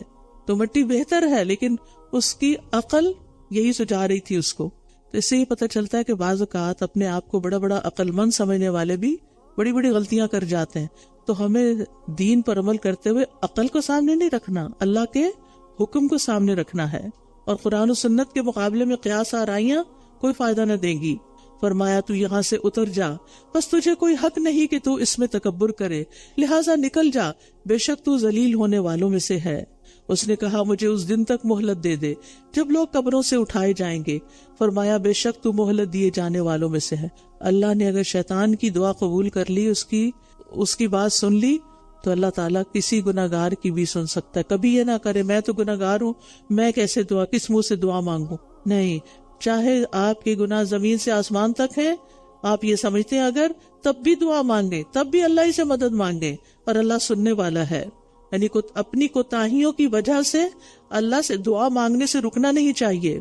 اس نے کہا، ابلیس نے، چونکہ تو نے مجھے گمراہ کیا ہے تو میں بھی ضروری ان کو گمراہ کرنے کے لیے تیرے سیدھے رستے پر بیٹھوں گا. ہم یہاں پھر آپ دیکھیں کس قدر بے ادبی کی بات ہے. شیطان سارا قصوروار اللہ تعالیٰ کو ٹھہرا رہا ہے، یہ اس کی شیطنت ہے. اور پھر آپ دیکھیے کہ کیا کہتا ہے کہ یعنی اس کا مطلب یہ تھا کہ میری تقدیر میں ہی گمراہ ہونا تھا، اس لیے میں ہو گیا. تو اب بہت سارے لوگ اپنے گناہوں اور غلطیوں کا ذمہ اپنی تقدیر کو بہانہ بنا کر اس پہ ڈال دیتے ہیں. اور پھر اس تھوڑی دیر بعد کیا کہتا ہے، میں ضرور ان کو گمراہ کرنے کے لیے تیرے سیدھے رستے پہ بیٹھوں گا. اب تمہاری تقدیر کدھر گئی؟ ابھی تو تم کہہ رہے تھے کہ اللہ نے مجھے گمراہ کر دیا، اور اب تم لوگوں کو اللہ ہی کے رستے سے ہٹا رہے ہو. پھر میں ضرور ان کے سامنے سے اور ان کے پیچھے سے اور ان کے دائیں سے اور ان کے بائیں سے ان پر آؤں گا، اور تو ان کی اکثریت کو شکر گزار نہ پائے گا. جب دل میں گلہ آنے لگے، شکر سے دور ہوں، فوراً شکر ادا کرنا شروع کر دیں، نعمتوں کو یاد کریں، کیونکہ شیطان کا وار ہوتا ہے ناشکری کرنا، ناشکری پر انسٹیگیٹ کرنا. اور پھر آپ دیکھیے شیطان نے اوپر کی طرف سے آنے کی بات نہیں کی، کیونکہ انسان جب اللہ سے دعا کرتا ہے اوپر والے کے ساتھ کنیکٹڈ ہو جاتا ہے. اور نیچے سے آنے کی بھی بات نہیں کی، چاروں طرف کی نیچے سے بھی آنے کی نہیں کی. تو سجدہ کرتا ہے جب انسان تو اللہ کے قریب ہو جاتا ہے، دعا سے بھی اللہ کے قریب ہوتا ہے، سجدے سے بھی قریب ہوتا ہے. یہ دو چیزیں اگر زندگی میں ساتھ ہے نا، مضبوط پکڑا ہوا ہے، تو انشاءاللہ شیطان قابو نہیں پا سکے گا. اور جب چاروں طرف کی بات اس نے کی تو اس کے لیے بڑی خوبصورت دعا میں سکھا دی گئی. عبداللہ بن عمر فرماتے ہیں کہ رسول اللہ صلی اللہ علیہ وسلم ہمیشہ صبح و شام یہ کلمات پڑھتے تھے، کبھی ان میں ناغہ نہیں کرتے تھے. آپ نے بھی آج کے بعد نہیں کرنا. یہ ایاک نستعین میں دعا لکھی ہوئی ہے صبح شام کے اذکار میں. وہ دعا ہے، اللہم انی اسألک العافیۃ فی الدنیا والآخرہ، اللہم انی اسألک العفو والعافیۃ فی دینی و دنیای و اہلی و مالی، اللہم استر عوراتی و آمن روعاتی، اللہم احفظنی من بین یدی ومن خلفی وعن یمینی وعن شمالی ومن فوقی واعوذ بعظمتک ان اغتال من تحتی. چاروں طرف سے شیطان کے پھندے سے بچنے کے لیے حفاظت کی دعا مانگا کریں صبح شام کہ اللہ مجھے اس سے بچا کے رکھ. فرمایا یہاں سے نکل جا، مذمت کیا ہوا، رحمت سے دور کیا ہوا. جو کوئی ان میں سے تیری پیروی کرے گا تو میں ضرور تم سب سے جہنم کو بھر دوں گا. استغفر اللہ.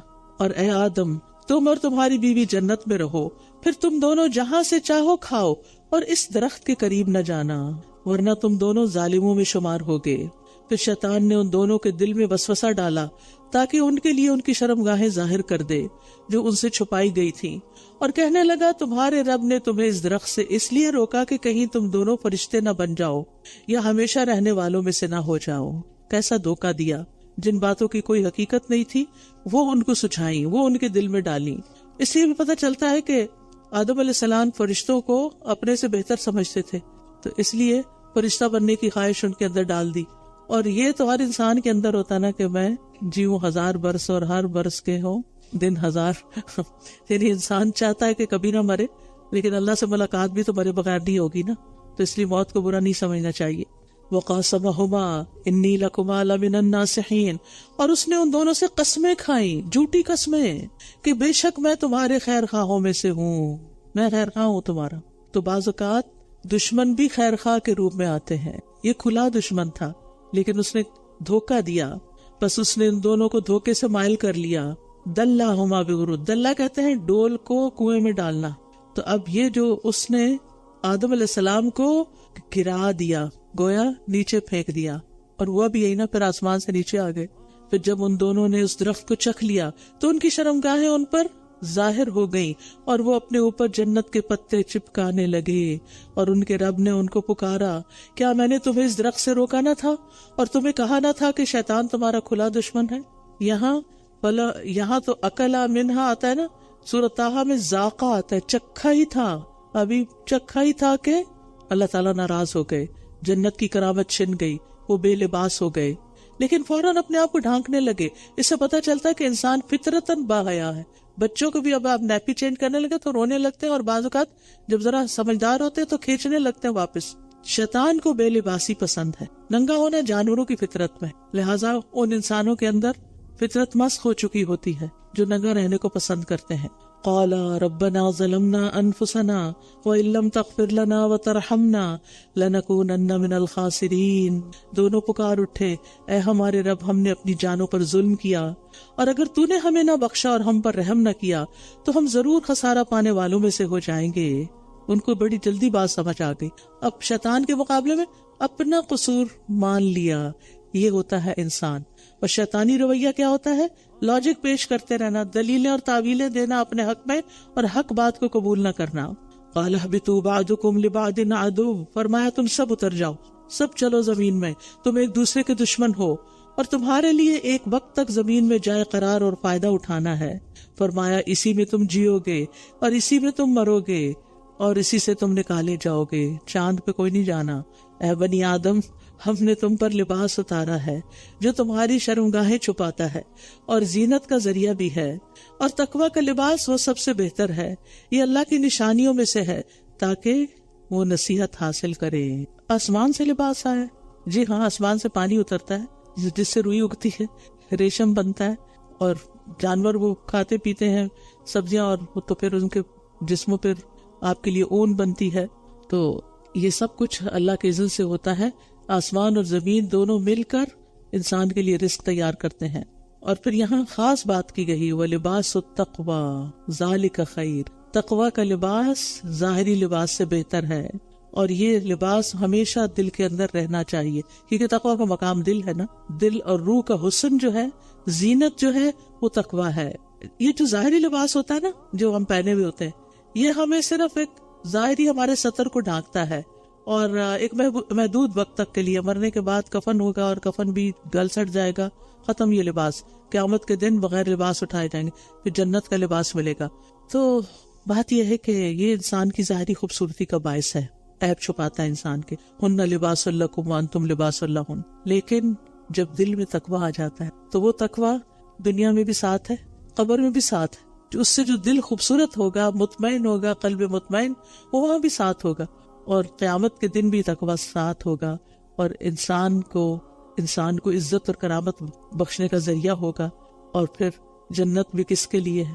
ان للمتقین مفازا حدائق وعنابا، کتنی نعمتیں ہیں، اور یہ کس کے لیے ہیں؟ للمتقین۔ تو تقویٰ، اور پھر آپ دیکھیے جب دل میں تقویٰ ہوتا ہے نا تو انسان بدگمانی کو دل میں نہیں آنے دے، آ بھی جائے تو باہر نکالتا ہے۔ انسان کو کسی کی بات سخت بری لگ جائے اور انتقام پہ تل جائے، تقویٰ اس کو کھینچ لیتا ہے، نہیں یہ نہیں کرنا، واپس صبر سکھاتا ہے۔ تو تقویٰ کی ہے، اور الحمدللہ رمضان آ رہا ہے، روزے آ رہے ہیں، جس سے مقصود کیا ہے، مطلوب کیا، تقویٰ حاصل کرنا، بچ کے چلنا۔ اے بنی آدم، شیطان تمہیں ہرگز فتنے میں نہ ڈالے، جیسا کہ اس نے تمہارے والدین کو جنت سے نکلوا دیا تھا، اس نے ان دونوں سے ان کا لباس اتروا دیا تھا تاکہ وہ انہیں ان کی شرمگاہیں دکھائے۔ بے شک وہ اور اس کا قبیلہ وہاں سے تمہیں وہاں سے دیکھتا ہے جہاں سے تم انہیں نہیں دیکھتے۔ ان شیطانوں کو ہم نے ان لوگوں کا دوست بنایا ہے جو ایمان نہیں لاتے۔ تو شیطان جو ہے یہ بنی آدم کو جنت سے نکلوانے کا باعث بھی ہے، اور جنت کی طرف جانے سے روکتا بھی ہے، جانے نہیں دیتا۔ وہ کیا چاہتا ہے کہ سب لوگ میرے ساتھ جہنم میں جلیں، اور اس کے لیے وہ کیا ٹولز استعمال کرتا ہے؟ انسانوں کو ننگا کرنے کے، انسانوں کو بے لباس کرنے کے. تو بعض اوقات ہم نے لباس پہنا ہوتا ہے مگر اتنا اسکن ٹائٹ ہوتا ہے کہ ایک ایک عضو نظر آ رہا ہوتا ہے. یہ بھی شیطانی عمل ہے، اس سے بھی بچنا چاہیے. اور جب وہ کوئی بے حیائی کا کام کرتے ہیں تو کہتے ہیں ہم نے اپنے آباء و اجداد کو اس پر پایا، ہمارے بڑے بھی یہی پہنتے تھے، یہی کرتے تھے، اور اللہ نے ہمیں اس کا حکم دیا ہے. کہہ دیجئے بے شک اللہ بے حیائی کا حکم نہیں دیتا. کیا تم اللہ پر وہ کچھ کہتے ہو جو تم جانتے نہیں؟ اصل میں بنیادی طور پر یہ سورت مکی ہے اور اہل مکہ کی بہت سی باتوں کا جواب دیا جا رہا ہے.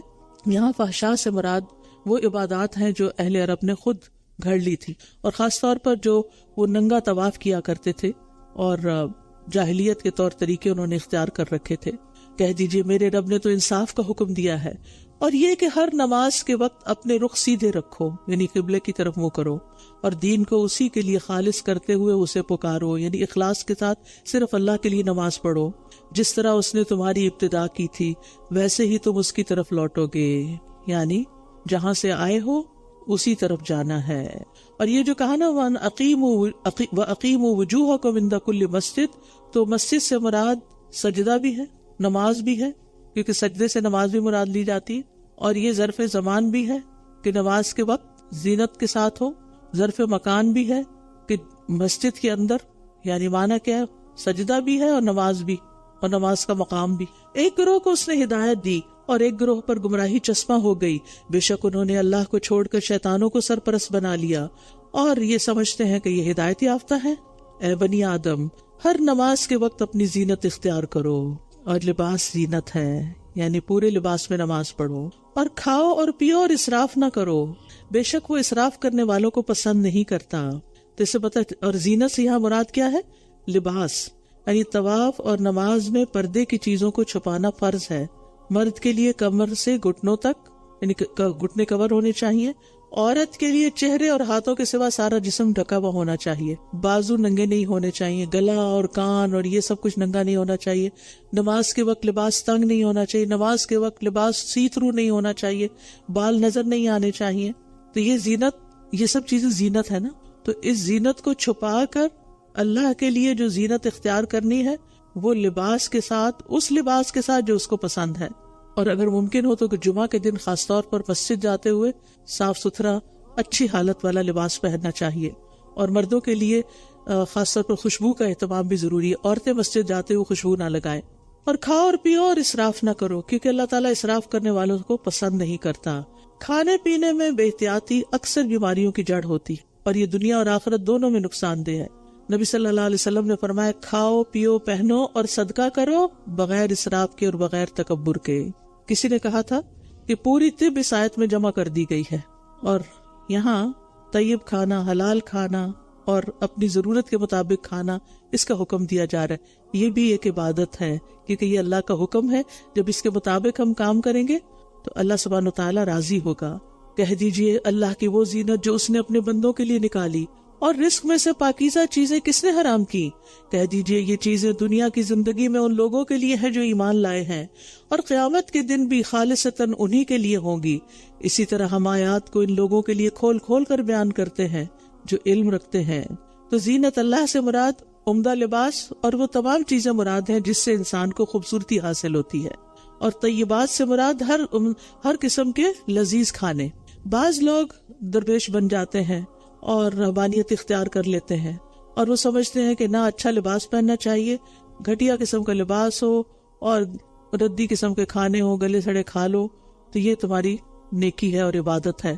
یہاں اس کی تردید کی جا رہی ہے. بعض لوگ دودھ، گھی، شہد ان چیزوں کو نہ کھاتے اور کھانے سے بھی منع کر دیتے. اللہ کے قریب ہونا چاہتے ہو تو یہ چیزیں نہ کھایا کرو، اس قسم کی پابندیاں لگاتے ہیں.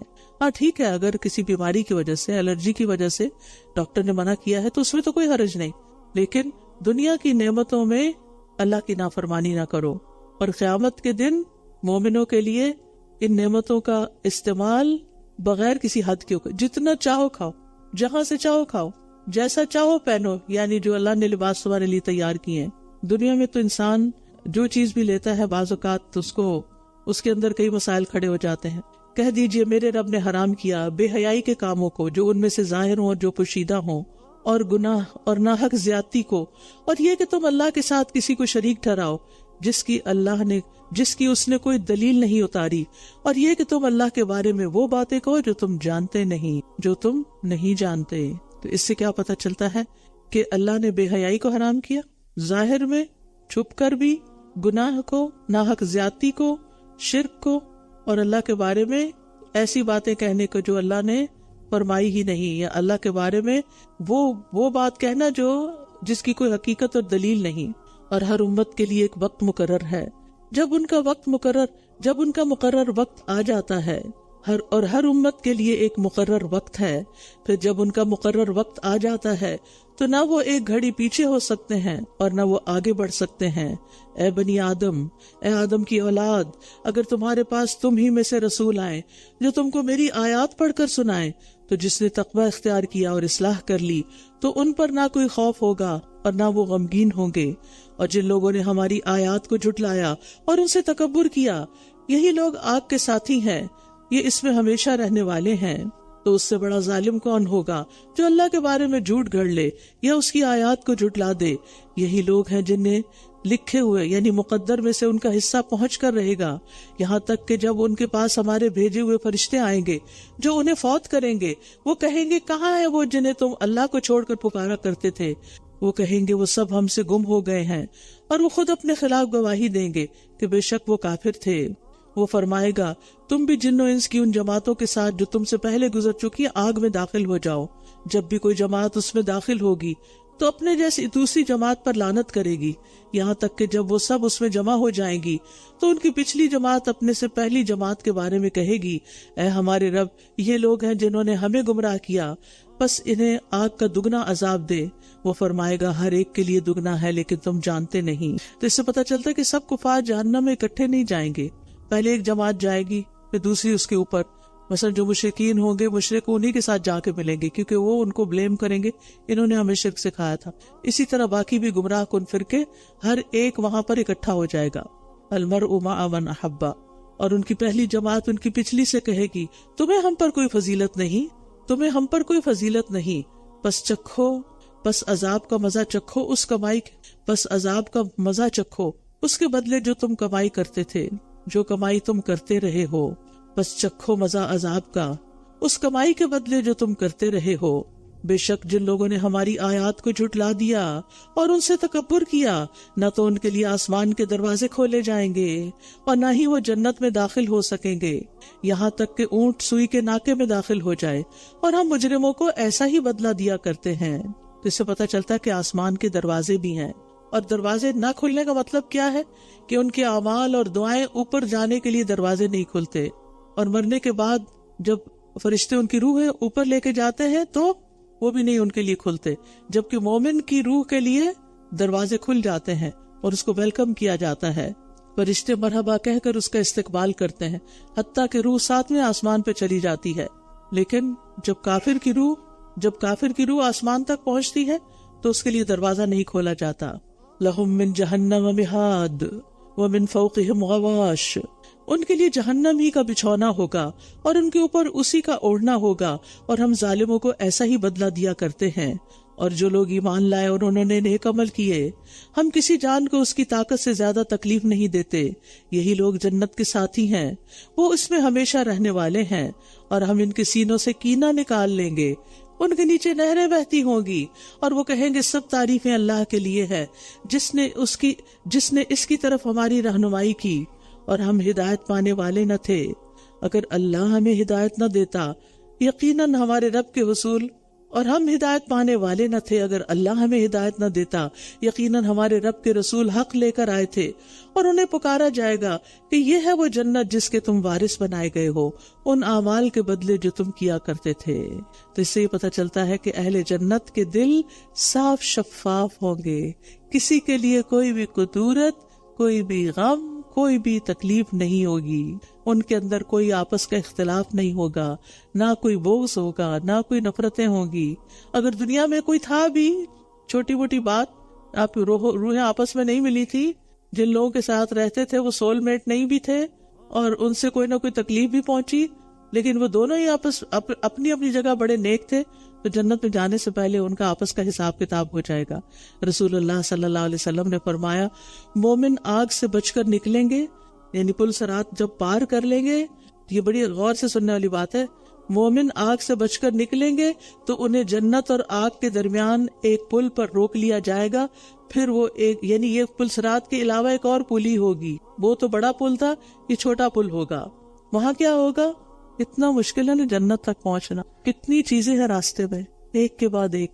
پھر وہ ایک دوسرے سے ان زیادتیوں کا قصاص لیں گے، آپس میں بدلے چکائیں گے جو دنیا میں ان سے ہوئیں، یہاں تک کہ جب وہ تراش خراش کروا کر بالکل صاف ستھرے ہو جائیں گے تو انہیں جنت میں داخلے کی اجازت ملے گی۔ اب آپ سوچئے، اگر دنیا میں آپ نے بہت نیکیاں کی لیکن ساتھ لوگوں کو ستایا بھی ہے، بے شک آپ کے لیے جنت لکھ دی گئی، آپ جنت کے دروازے کے قریب پہنچ گئے، لیکن اس پل پر کیا ہوگا؟ آپ کی نیکیوں میں سے کچھ اس بندے کو دے دی جائیں گی، اس کا درجہ اونچا ہو جائے گا، آپ کہیں اور ہو جائیں گے۔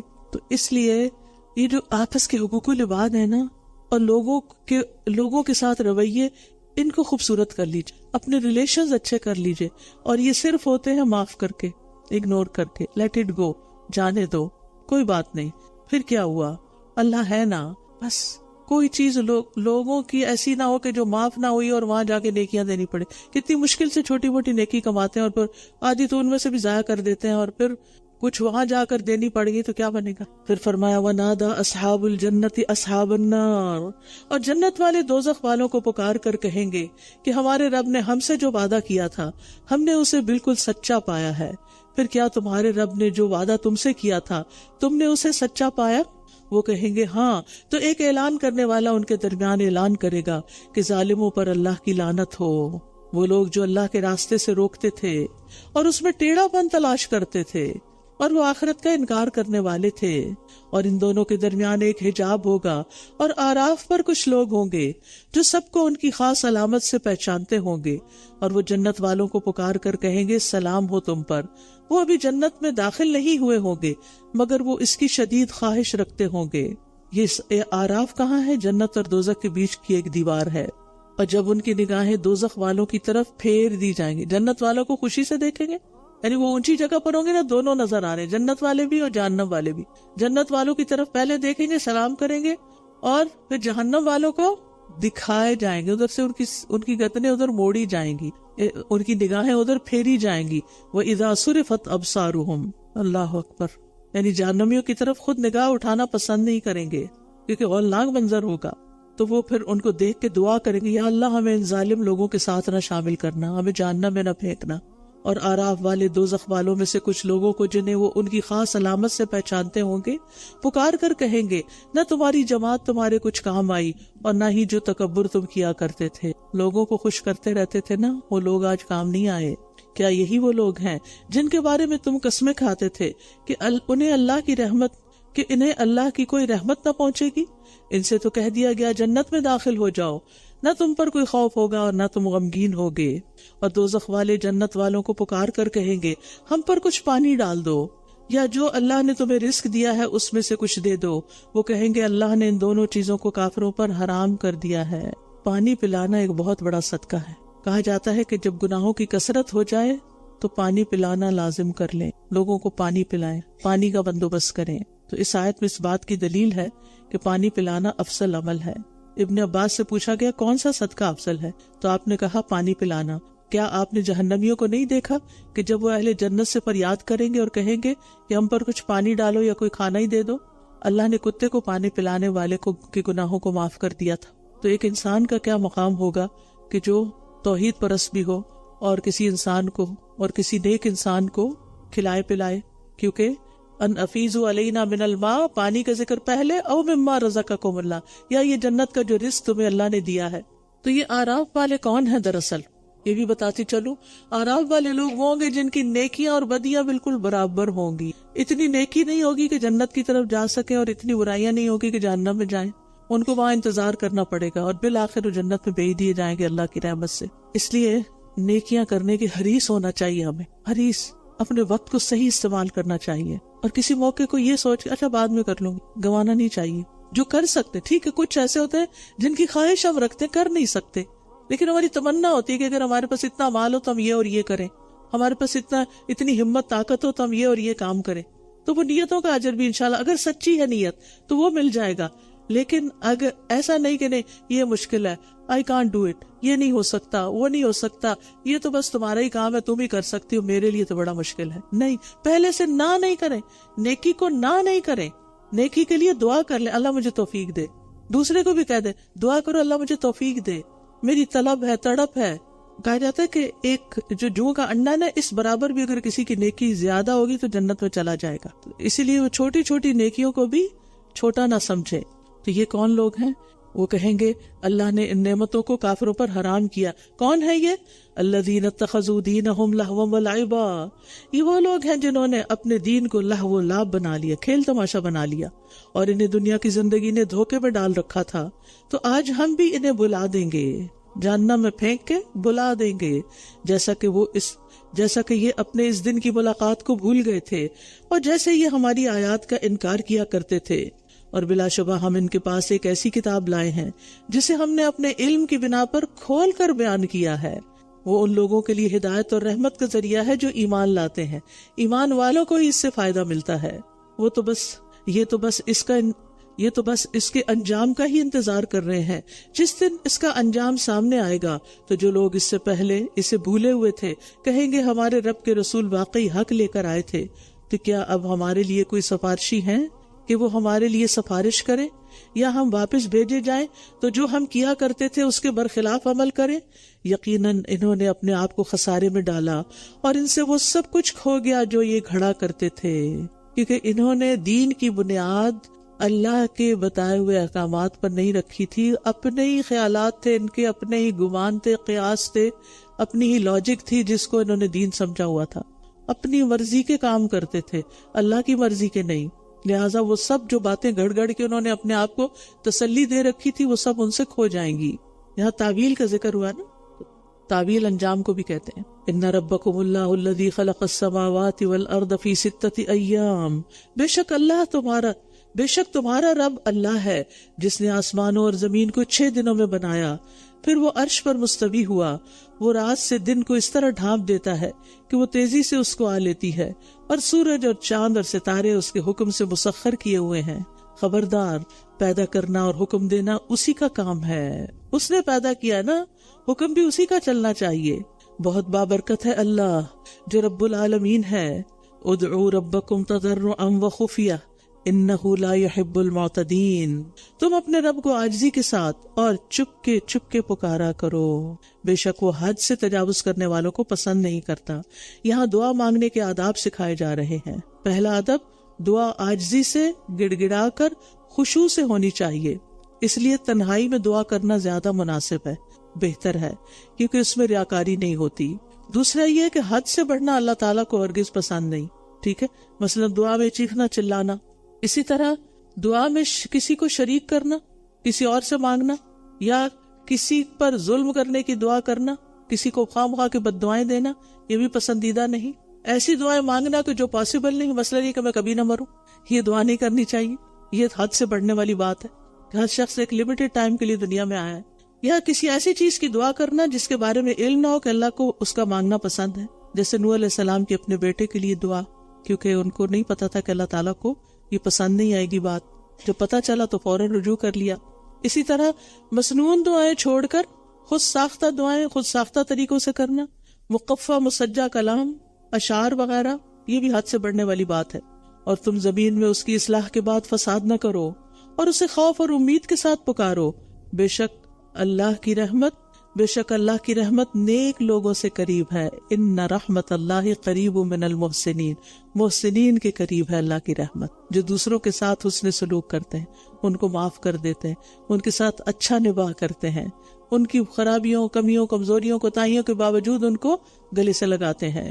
دیکھیے، انسان کو دے کر جو خوشی ہوتی ہے، ایک اصول یاد رکھیے، انسان کو دے کر جو خوشی ہوتی ہے وہ لے کر اتنی نہیں ہوتی. دینے والا زیادہ خوش قسمت ہوتا ہے. اس لیے دینے والے بن جائیں، چاہے کچھ بھی دیں. صرف مال نہیں، مال کے علاوہ جو بھی اللہ نے آپ کو دیا ہے، عقل، سمجھ، علم، اور کچھ نہیں تو مسکراہٹ ہی بانٹتے رہا کرے. کوئی آپ کو نظر آئے دیکھے سلام کرے مسکرا کے جواب دیں, کسی کی مدد کر دیں, کسی کا ہاتھ پکڑ لیں, کسی کو کچھ آفر کر دیں, کسی کی کوئی ضرورت پوری کر دیں. یعنی کسی نہ کسی شکل میں دوسروں کے لیے خوشی کا پیغام بن جائے, تب آپ کو خوشی ملے گی. اگر آپ دینے والے نہیں تو آپ زندگی میں کبھی خوش نہیں ہو سکتے. لکھ لیجئے, کبھی نہیں ہو سکتے. اسی طرح معاف کر دینا بھی اپنا حق چھوڑ دینا, یہ بھی دینا ہے. خوشیاں بانٹیے اور خوشیاں پائیے. خوشی بانٹیں گے تو خوشی ملے گی. آپ دیکھیں کہ لے کر نہ وقتی خوشی ہوتی ہے, لیکن دے کر گہری خوشی ہوتی ہے, دل کے اندر تک جاتی ہے, روح سرشار ہو جاتی ہے. اس لیے آپ یہ سوچئے کہ آپ کے پاس کیا ہے وہ جو آپ کسی اور کو دے سکتے ہیں. ہر شخص سوچے ہم میں سے, کسی کے پاس مال ہوگا, کسی کے پاس علم ہوگا, کسی کے پاس وقت ہوگا, کسی کے پاس دوسروں کی خدمت کے لیے طاقت ہوگی, کسی کے پاس کوئی سکل ہوگی. بہت سے لوگوں کے پاس بڑی اچھی اچھی سکلز ہوتی ہیں, لیکن وہ دوسروں کے ساتھ شیئر نہیں کرتے. اور ہر روز سوچا کیجئے, آج میں نے کیا دیا, آج میں نے کیا کیا جس سے میں نے کسی کی زندگی میں کوئی خوشی بھر دی, کسی کی کوئی مدد کر دی.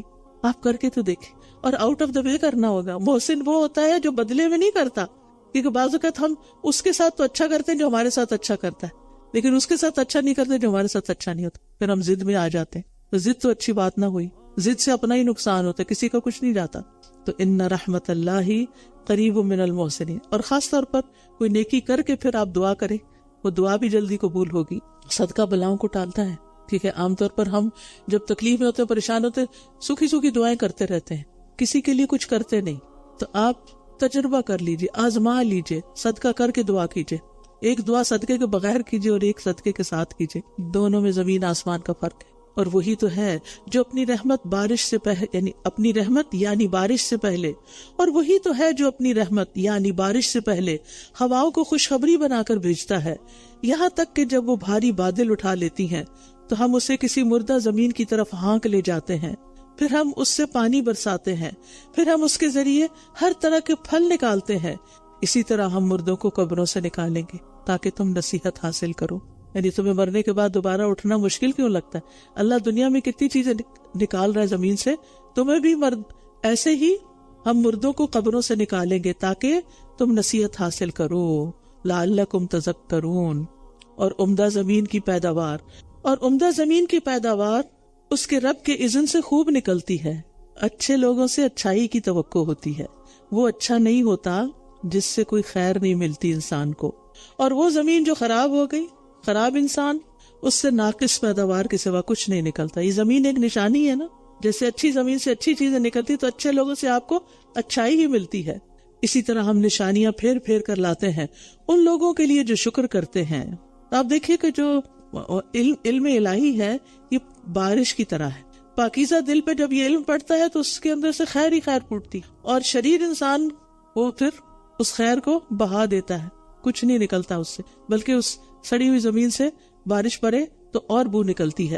لقد ارسلنا نوحا الی قومہ, بلا شبہ ہم نے نوح علیہ السلام کو اس کی قوم کی طرف بھیجا تو اس نے کہا, اے میری قوم, تم اللہ کی عبادت کرو, اس کے سوا تمہارا کوئی معبود نہیں, بے شک میں تم پر ایک بڑے دن کے عذاب سے ڈرتا ہوں.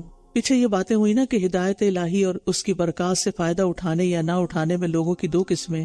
ایک پاکیزہ فطرت جو ہدایت الہی وحی الہی سے خوب فائدہ اٹھاتی ہے, اس کی برکات سے فائدہ اٹھاتی ہے, اور دوسرے وہ لوگ جو شرارت پسند اور بد فطرت ہوتے ہیں, وہ ہدایت کی بارش سے فائدہ اٹھانے کی بجائے الٹے جھاڑیاں اور کانٹے بن کے نکل آتے ہیں, کیونکہ ان کے دلوں کی زمین شور ہوتی, شور زمین کا پتہ ہے نا, تو رحمت کی بارش ان کو فائدہ نہیں دیتی. اب اس کے بعد تاریخی شواہد کے ساتھ, ہسٹری کے گواہی کے ساتھ بتایا جا رہا ہے کہ جب پیغمبروں کو بھیجا گیا تو قومیں دو حصوں میں ہو گئی, کچھ اچھے لوگ تھے اور کچھ شریر لوگ تھے, اور ان کا انجام بھی اسی کے مطابق ہی ہوا. پھر یہ دلیلیں ہیں, خبریں ہیں, سچی خبریں. اس کی قوم کے سردار کہنے لگے, اور چونکہ نوح علیہ السلام کا ذکر سب سے پہلے آیا کیونکہ وہ رسولوں میں سے سب سے پہلے رسول ہے, تو نوح علیہ السلام کی قوم کے سردار کہنے لگے, بے شک ہم تجھے کھلی گمراہی میں دیکھتے ہیں. اس نے کہا, اے میری قوم, مجھ میں کوئی گمراہی نہیں, بلکہ میں تو رب العالمین کی طرف سے ایک رسول ہوں. یہ نہیں کہ کوئی آپ کو کہے تم جھوٹے ہو تو آپ سوچے ہیں واقعی کہیں میں جھوٹا تو نہیں, میں جھوٹا نہیں ہوں.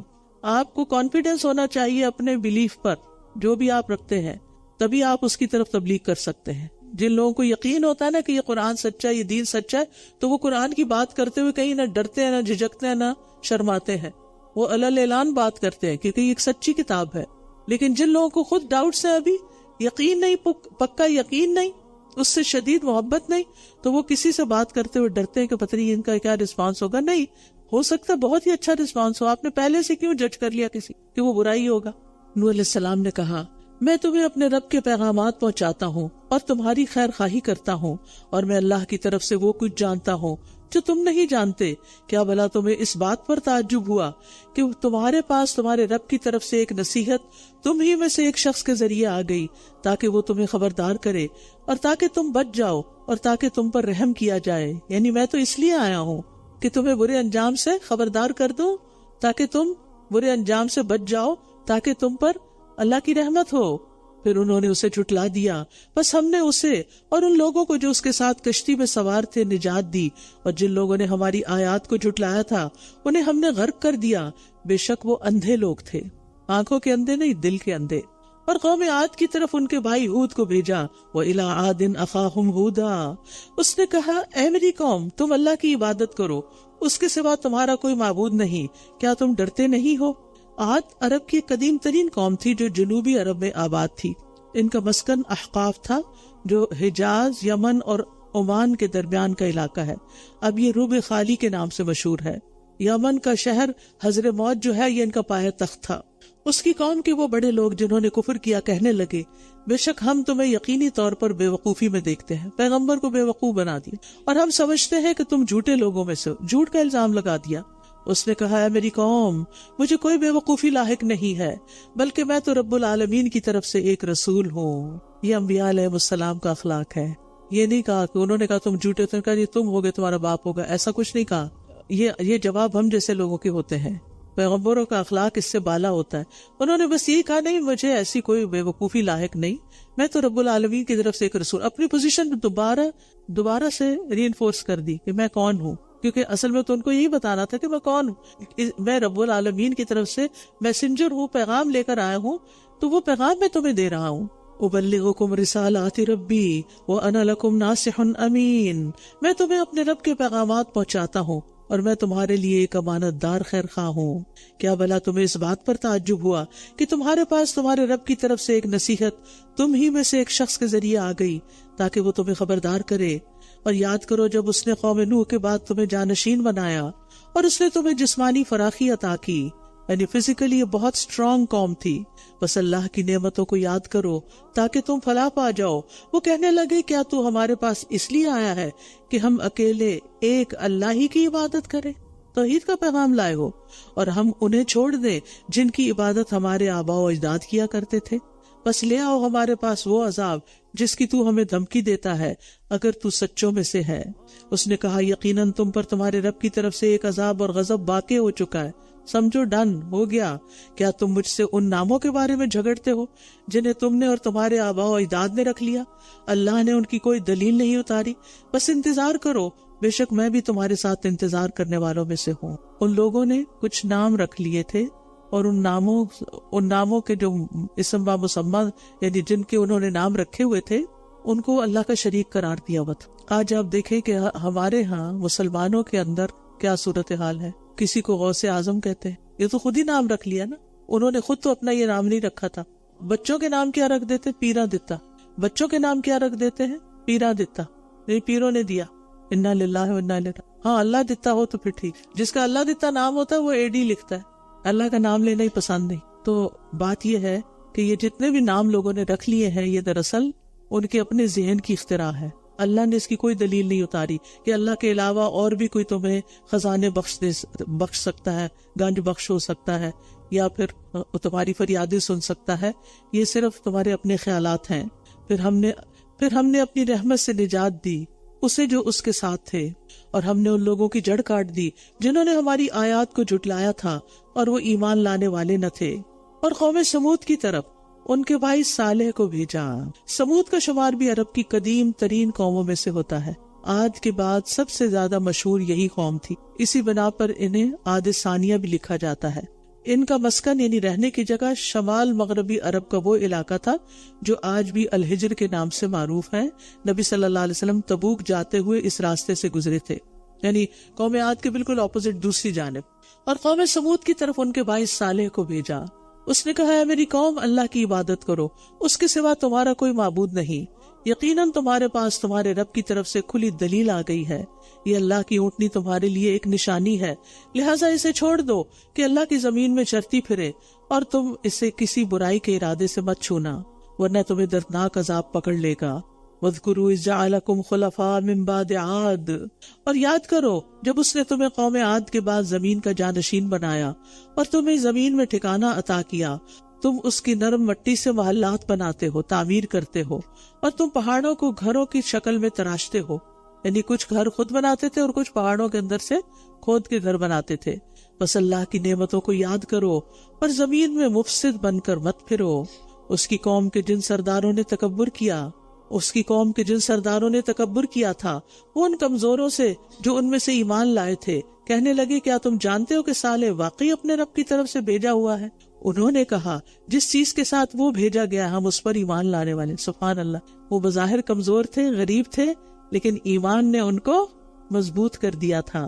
جن لوگوں نے تکبر کیا، بڑا بنتے تھے، وہ کہنے لگے، جس چیز پر تم ایمان لائے ہو ہم تو اس کا انکار کرنے والے ہیں. پھر انہوں نے اونٹنی کی کونچیں کاٹ ڈالی اور اپنے رب کے حکم کے خلاف سرکشی کی اور کہنے لگے، اے صالح، لے آؤ ہم پر جس کی تم ہمیں دھمکی دیتا ہے اگر تو رسولوں میں سے ہے. تو انہیں زلزلے نے آ پکڑا، یوں وہ اپنے ہی گھروں میں اوندھے کے اوندھے پڑے رہ گئے. تو وہ ان سے منہ موڑ کر چلا گیا اور کہا، اے میری قوم، یقیناً میں نے تمہیں اپنے رب کا پیغام پہنچا دیا تھا اور میں نے تمہاری خیر خواہی کی تھی، لیکن تم خیر خواہوں کو پسند نہیں کرتے تھے. تمہیں خیر خواہ پسند نہیں. آج بھی تو آپ دیکھیں لوگوں پہ خیر خواہی یعنی دوسرے لفظوں میں نصیحت بڑی بھاری ہوتی، اور نصیحت کرنے والے سے وہ دور بھاگتے ہیں کہ پتہ نہیں ہمیں کیا کر دے گا. لیکن جو شخص ان کی خواہشات کے مطابق بات کرے اس سے بڑے خوش ہوتے ہیں. اور لوط کو ہم نے پیغمبر بنا کر بھیجا. جب اس نے اپنی قوم سے کہا، تم ایسے فحش کام کا ارتکاب کرتے ہو جس کا تم سے پہلے جہان والوں میں سے کسی نے بھی ارتکاب نہیں کیا. تم عورتوں کو چھوڑ کر مردوں کے پاس شہوت سے آتے ہو، بلکہ تم حد سے گزرنے والے لوگ ہو. اور اس کی قوم کا جواب بس یہی تھا کہ وہ کہنے لگے، انہیں اپنی بستی سے نکال دو، ہم نے ٹھیک نہیں ہونا، انہیں باہر نکالو. یہ آئے نصیحتیں کرنے والے. بے شک یہ کچھ لوگ ہیں جو بڑے پاک باز بنتے ہیں، یہ ان کا خیال تھا. یاد رکھیے، اپنے برے اعمال پہ فخر کرنا اور نیک لوگوں کے اخلاق کا مذاق اڑانا یہ بری قوموں کا فعل ہوتا ہے. نیک لوگوں کو بستیوں سے نکال دینا اور ان کو اذیتیں دینا، جیسے بنی اسرائیل نے نصیحت کرنے والوں کو قتل تک کر دیا تھا، اور جس گندگی کا شکار تھے اس پر فخر ہو رہا تھا، کیونکہ شرک بھی ایک نجاست ہے نا. بس ہم نے اسے اور اس کے گھر والوں کو بچا لیا سوائے اس کی بیوی کے، وہ پیچھے رہ جانے والوں میں سے تھی. اور ہم نے برسائی ان پر ایک برسات، ایک بارش، تو دیکھو کیسا ہوا انجام مجرموں کا. اور اہل مدین کی طرف ان کے بھائی شعیب کو بھیجا. اس نے کہا، اے میری قوم، اللہ کی عبادت کرو، اس کے سوا تمہارا کوئی معبود نہیں. بے شک تمہارے پاس تمہارے رب کی طرف سے ایک واضح دلیل آ چکی ہے، بس تم ناپ اور تول کو پورا کرو اور لوگوں کو ان کی چیزیں کم کر کے نہ دو، اور زمین میں اس کی اصلاح کے بعد فساد برپا نہ کرو. یہی تمہارے لیے بہتر ہے اگر تم ایمان والے ہو. شعیب علیہ السلام کو مدین کی طرف بھیجا تھا. مدین کا علاقہ حجاز کے شمال مغرب اور فلسطین کے جنوب میں بحر احمر یعنی ریڈ سی اور خلیج عقبہ کے کنارے پہ واقع تھا. آج بھی اس علاقے میں اسی جگہ سے یہ نام مشہور ہے. اور تم ہر راستے پر لوگوں کو دھمکاتے ہوئے مت بیٹھو، اور جو اس پر ایمان لائے ہیں یعنی اس پیغمبر پر، ان کو اللہ سے اور تم ہر راستے پر لوگوں کو دھمکاتے ہوئے مت بیٹھو، اور جو اس پر ایمان لائے ہیں ان کو اللہ کے راستے سے روکتے ہو اور اس میں ٹیڑھا پن تلاش کرتے ہو. اور یاد کرو جب تم بہت تھوڑے تھے تو اس نے تمہیں زیادہ کر دیا، اور دیکھو فساد کرنے والوں کا انجام کیسا ہوا. وَإِن كَانَ طَائِفَةٌ مِّنكُمْ آمَنُوا بِالَّذِي أُرْسِلْتُ بِهِ وَطَائِفَةٌ لَّمْ يُؤْمِنُوا فَاصْبِرُوا حَتَّى يَحْكُمَ اللَّهُ بَيْنَنَا وَهُوَ خَيْرُ الْحَاكِمِينَ. اور اگر تم میں سے ایک گروہ اس چیز پر ایمان لایا ہے جس کے ساتھ میں بھیجا گیا ہوں، اور ایک گروہ ایمان نہیں لایا، تو صبر کرو یہاں تک کہ اللہ ہمارے درمیان فیصلہ کر دے، اور وہ سب فیصلہ کرنے والوں سے بہتر ہے.